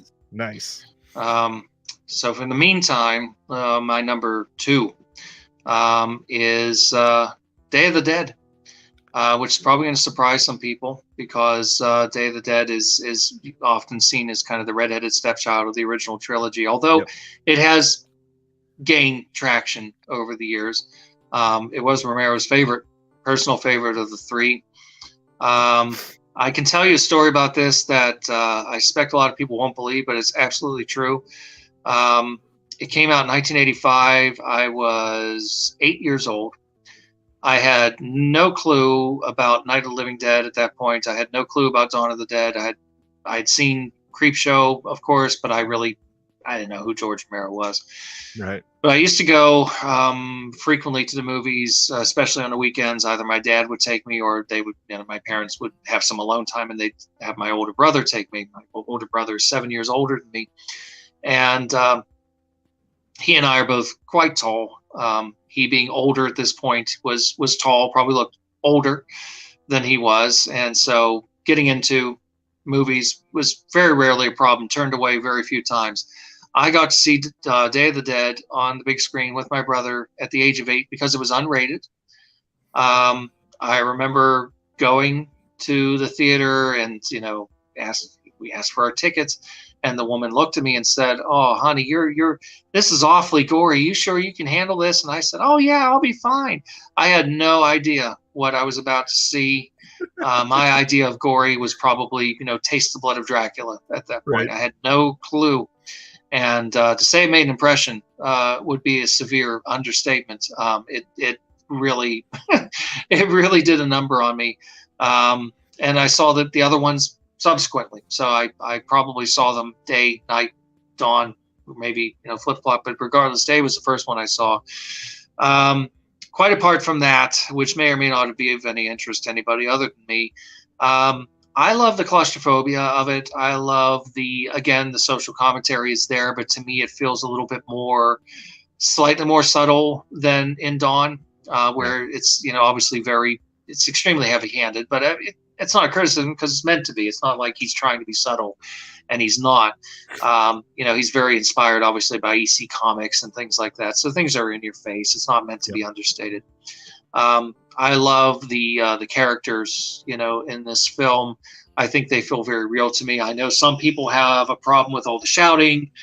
in the histrionics. But to me, I believe this because I've seen people in crisis situations and how they can be and how they can interact and so forth, and how people with a little bit of power can become complete monsters. I've seen it firsthand. So I believe Rhodes. I believe his sidekicks, Rickles, and all the. I believe these people. I think they're completely credible as human beings, especially in their military background. Oh, I believe it. I believe it 100%. And I think the actors are all superb. I love Richard Liberty and Howard Sherman, of course. Laurie Cardell, who's the daughter of Bill Cardell, who was a local horror host for years, Chilly Billy Cardell, who was in Night of the Living Dead as a newscaster. Terry Alexander and Jarlath Conroy. I mean, they're wonderful. I love these characters. I love the claustrophobic atmosphere. There's no fat on it too, which is a big plus in from my point of view, because some of Romero's movies can be criticized sometimes going on a little too long. We know it is a compromise. It's not what he originally wanted to make. Everybody knows the story that it was going to be an expensive film, and the producers pretty much said, "Look, we can give you the full budget we promised if you deliver an R-rated film, or we can, give you a small budget and you scale it down, but we won't make any cuts." Now this is before the days of unrated director's cuts and all this stuff. He did his deal with the devil later on with Land of the Dead, and he was able to do his director's cut later on. So I understand why he did it the way he did, and I think it probably made it a better film, because the big sprawling movie he was intending to do may have been too much. It may have been a little too ambitious. It might have been something that would have read better. We'll never know, but I love the film as it stands, and I think it's certainly my favorite of his zombie films. That's good to know. I'm going to jump straight to my number 2, and my number 2 is Creepshow. You already talked about it, but just a couple other things. For some reason, I have to point out that my affinity for it grew out of the fact that Stephen King shared my last name. I grew up not knowing anybody else whose last name was Verrill, and to have Jordy Verrill be the character that I saw in that film was that just made little 9-year-old me, whenever I think I was around 9 the first time I saw it. It was like, oh my gosh, just something fun. I never see that sort of thing. And then I fell in love with everything else. The Leslie Nielsen sketch with Ted Danson is probably the one that I always reached to first for some reason. It was, again, just so mean. There was something about it. It's just so, yeah, screw you. And the whole setup for each of these stories is so thoughtfully done. Again, the crate having allusions to possibly the Thing, that was a big part of that. And then obviously I think that was Savini's first animatronic that he had done, and seeing that young, it was a really interesting way for me to really get into the creature effects that I started to fall in love with. And yeah, I adore anthologies, and this was the first one, and that got me into it. And the wraparound for this one works really well, and that's why I love anthologies so much. And it's led to things like Tales from the Crypt being one of my favorites. It's led to The Twilight Zone being one I still respect and adore. It's led to a lot of ones that are not so great, because unfortunately, like you mentioned, a lot of anthologies, they're born because one of the stories is great, and then they kind of throw in a couple other shorts with it. But then we get some major ones, and thankfully, in my formidable years, the 90s had some really good anthology films, and I'm very, very grateful that we could get some good things out there, like Tales from the Hood is one of my absolute favorites. So, yeah, well, Romero was involved in another good one in the 90s. Doesn't get talked about very much. He didn't direct it, but he had a hand in writing it and producing it. Tales from the Dark Side, the movie, which I think is very good. Yeah. I like that one a lot. I actually like Creepshow 2 a lot too. I mean, it's not as good, but I like all the segments. I probably like the Hitchhiker one the best, but I like all 3 segments. They're good. It loses some points because the cheapo animation for the wraparounds is not very good, but it's pretty good though. There's been some really good ones in recent years. When they're done well, they can be done very effectively. I mean, certainly classic ones too, like Black Sabbath, the Mario Bava film, and various other ones come to mind as well. The House of Drip Blood is one of my great favorites. But yeah, no, Creepshow is definitely one of the best, and the Leslie Nielsen segment is one that I when I was younger, I didn't care for that segment, but I love it now. So it's all good for me. Talking about recent anthologies, did you ever get a chance to see Southbound? No, I didn't see that one, unfortunately, not yet. It's one of the more interesting things I've seen because it's an anthology where every single story leads into another one. It's kind of like how Trick or Treat did it, but in my opinion, Yeah, I like that one.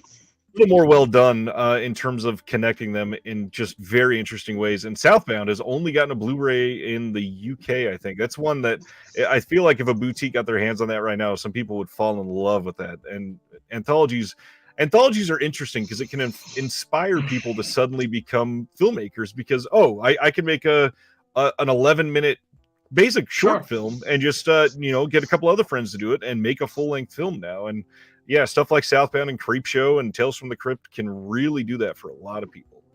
Mm-hmm. All right, let's hear your thoughts on I'm assuming Martin at number 1 then. Oh, how'd you guess? Yes, Martin is number 1 for me. I guess along with Knight Riders, it was the film he was proudest of, rightly so, as far as I'm concerned. We've been reading a lot over the last couple of years, I guess, about the long sought after 3-hour black and white version that Romero had talked about. Yeah. Apparently was found. Whether we'll get to see it, I don't know, because of the right situations and all these different things. But you know what? I mean, if we never get to see it, it's okay, because the movie that we got is magnificent, and I can't imagine it being any better. To me, it's everything that I love best about Romero: the finely etched characters, the dialogue, the atmosphere of the small town, that sort of handcrafted artisanal quality that you get from especially the early Romero films. But it's a higher quality than the ones that came before. Certainly a higher quality than the Crazies and Season of the Witch, for example. It's not rough around the edges. You really get a sense that by this time he's got everything figured out. He's got really good collaborators by this point.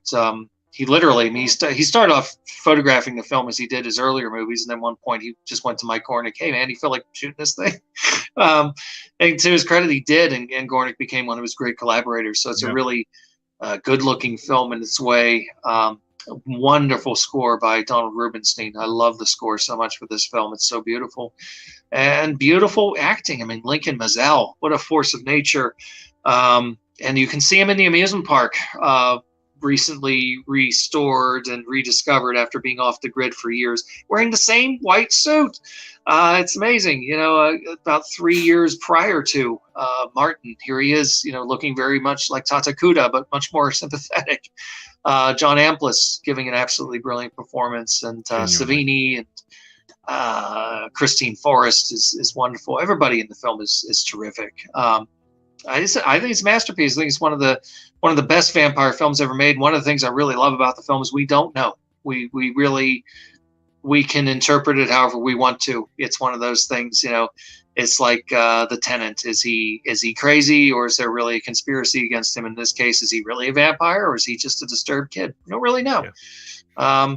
So yeah, to me, that is as good as it gets as far as George Romero is concerned. I've talked to a few people about vampire films on here in the last 6 months, and one of the things that I always go back to is that there are certain vampire films that have fairly unique scenes, and when there are memorable, unique scenes in a vampire film that you just immediately go to in your mind when you think of a vampire film, it's something that's going to stick with you for a while.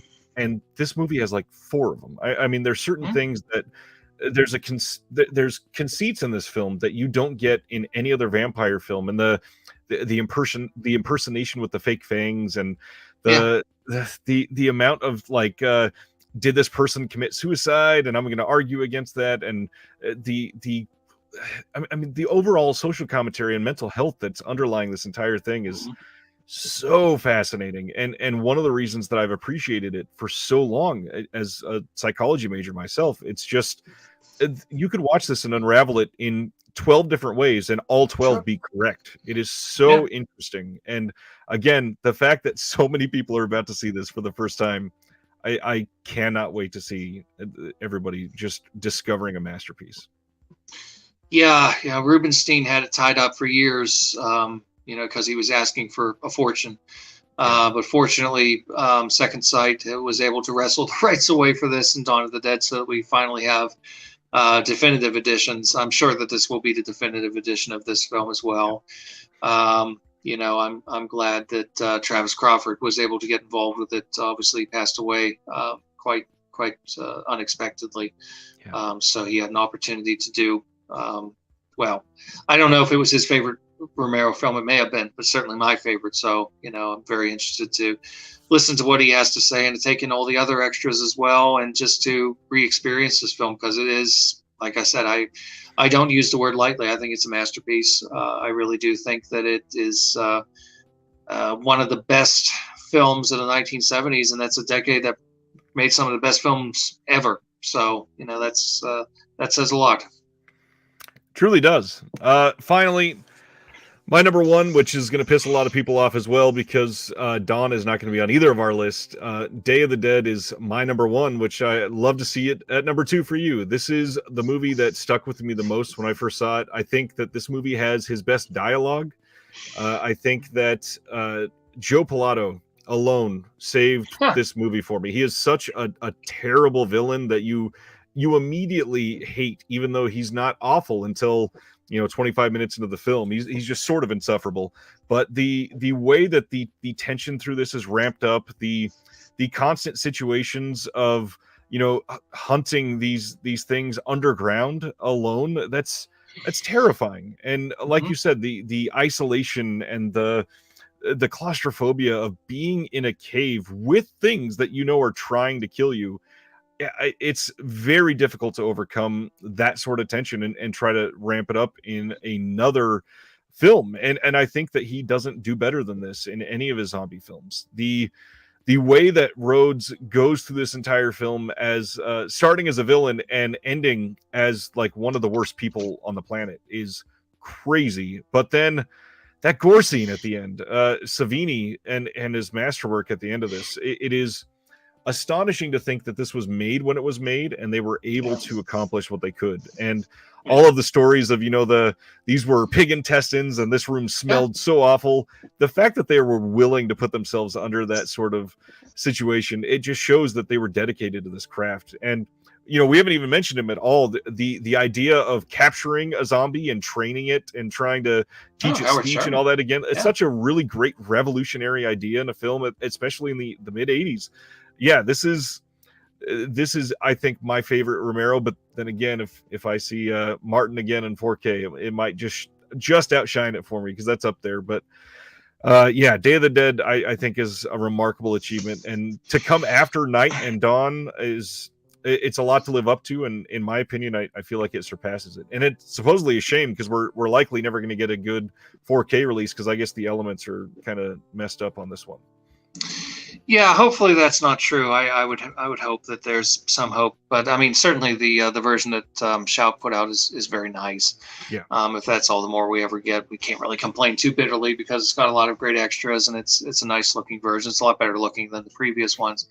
I think the thing that's always kind of worked against it, one of them, is the fact that it's a much more dark and despairing kind of film than Dawn, which was this kind of bright, fun amusement park ride of a film. It's kind of like following Suspiria with Inferno, which not surprisingly I prefer Inferno to Suspiria, although I love Suspiria. But also the fact that everybody's always been hung up on the fact, it was meant to be so much bigger.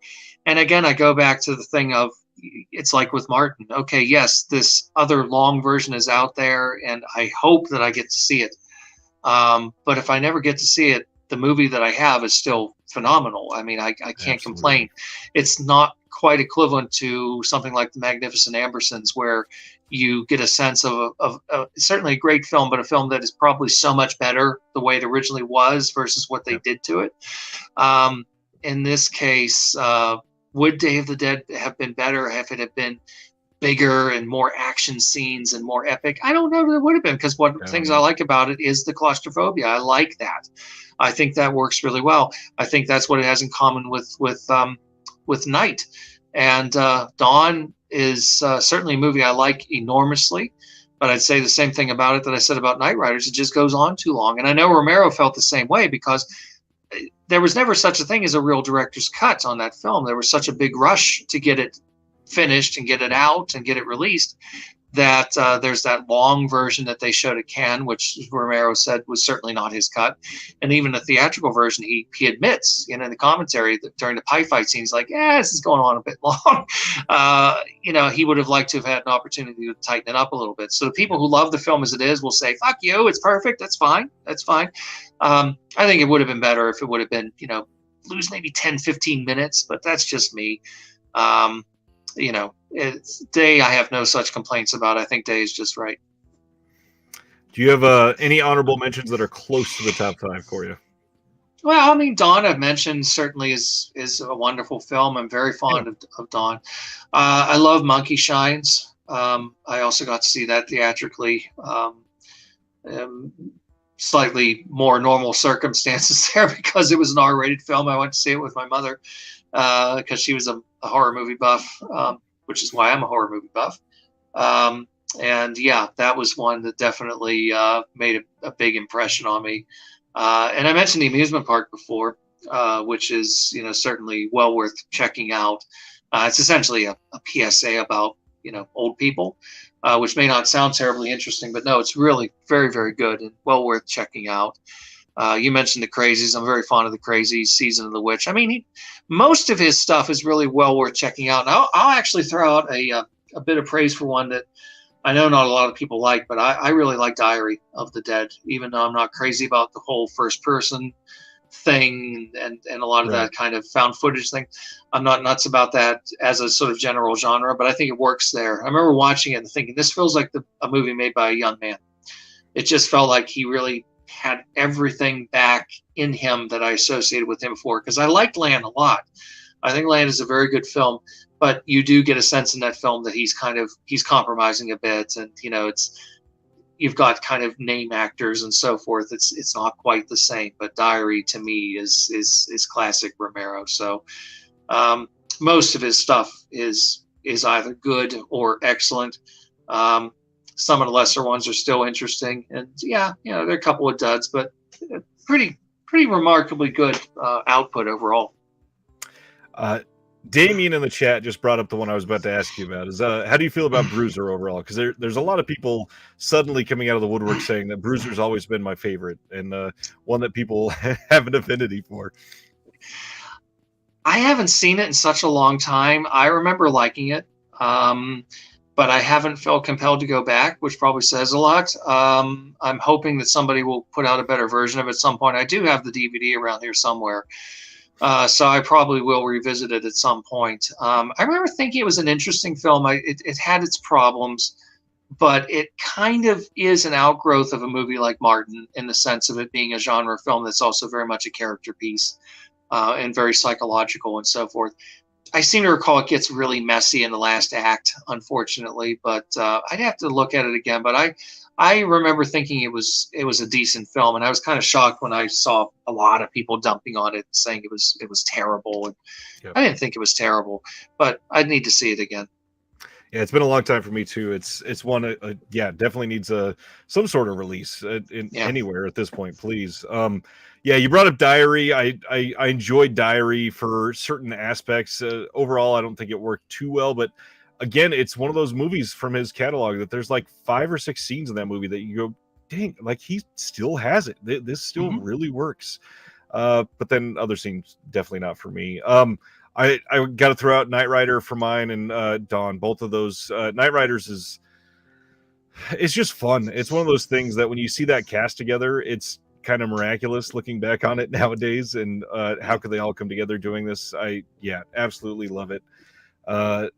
George A. Romero is just one of those. If you discover him young, there's so much to discover that it's real easy to attach to a few and hold on to them tightly for years. And it's kind of a heartwarming director when you look at it like that, because he's got just so much into him. He's got so much texture. The shame of it is there's not more, because particularly through the 90s, he talked about being under contract. I think it was Universal he was under contract with, and he had things in development, and he was on retainer, and he said he was being paid very well, but he was very frustrated because he couldn't get anything made. So there was a long period of time through the 90s where he wasn't working, and he really wanted to work, and unfortunately it just wasn't happening. There were big projects that he was really interested in doing, Pet Cemetery, for example, and various other things that, I would have loved to have seen him do. Didn't happen. He wanted to make a film of The Stand, which, could have been interesting, but there you go. But we mustn't be too greedy. He left behind a really solid body of work. And yes, I think he's somebody that is always going to have a certain degree of currency, because the things he's talking about, his sort of stock and trade with characterization and so forth, doesn't date, unfortunately. It's still very, very current and contemporary. That's the hard thing, looking back at a lot of these when we're talking about viruses and racism and police brutality and everything else. There's always something there to grab onto, because it's, I don't know, he just had this, he had this connection with the real world, and not all directors have that, sadly. No. I think that's all we got for tonight. Troy, thank you so much for your time. This has been a remarkable conversation. I love Romero, and I'm so glad that you wanted to talk about him. Oh, yeah. Thank you. And thank you for having me on. My phone is dying, so it's a good thing we're coming to an end. Otherwise, I'd be leaving you. But yes, I've enjoyed it immensely. Thank you for having me on, and be happy to come back if you ever want me on. I will. Thank you for everything. Shout out to Mr. Whatever-ism to the donation tonight. And then, as usual, to the patrons that keep the channel going. Thank you for all the support. Happy to have you. And until next time, we'll see you all next Thursday. And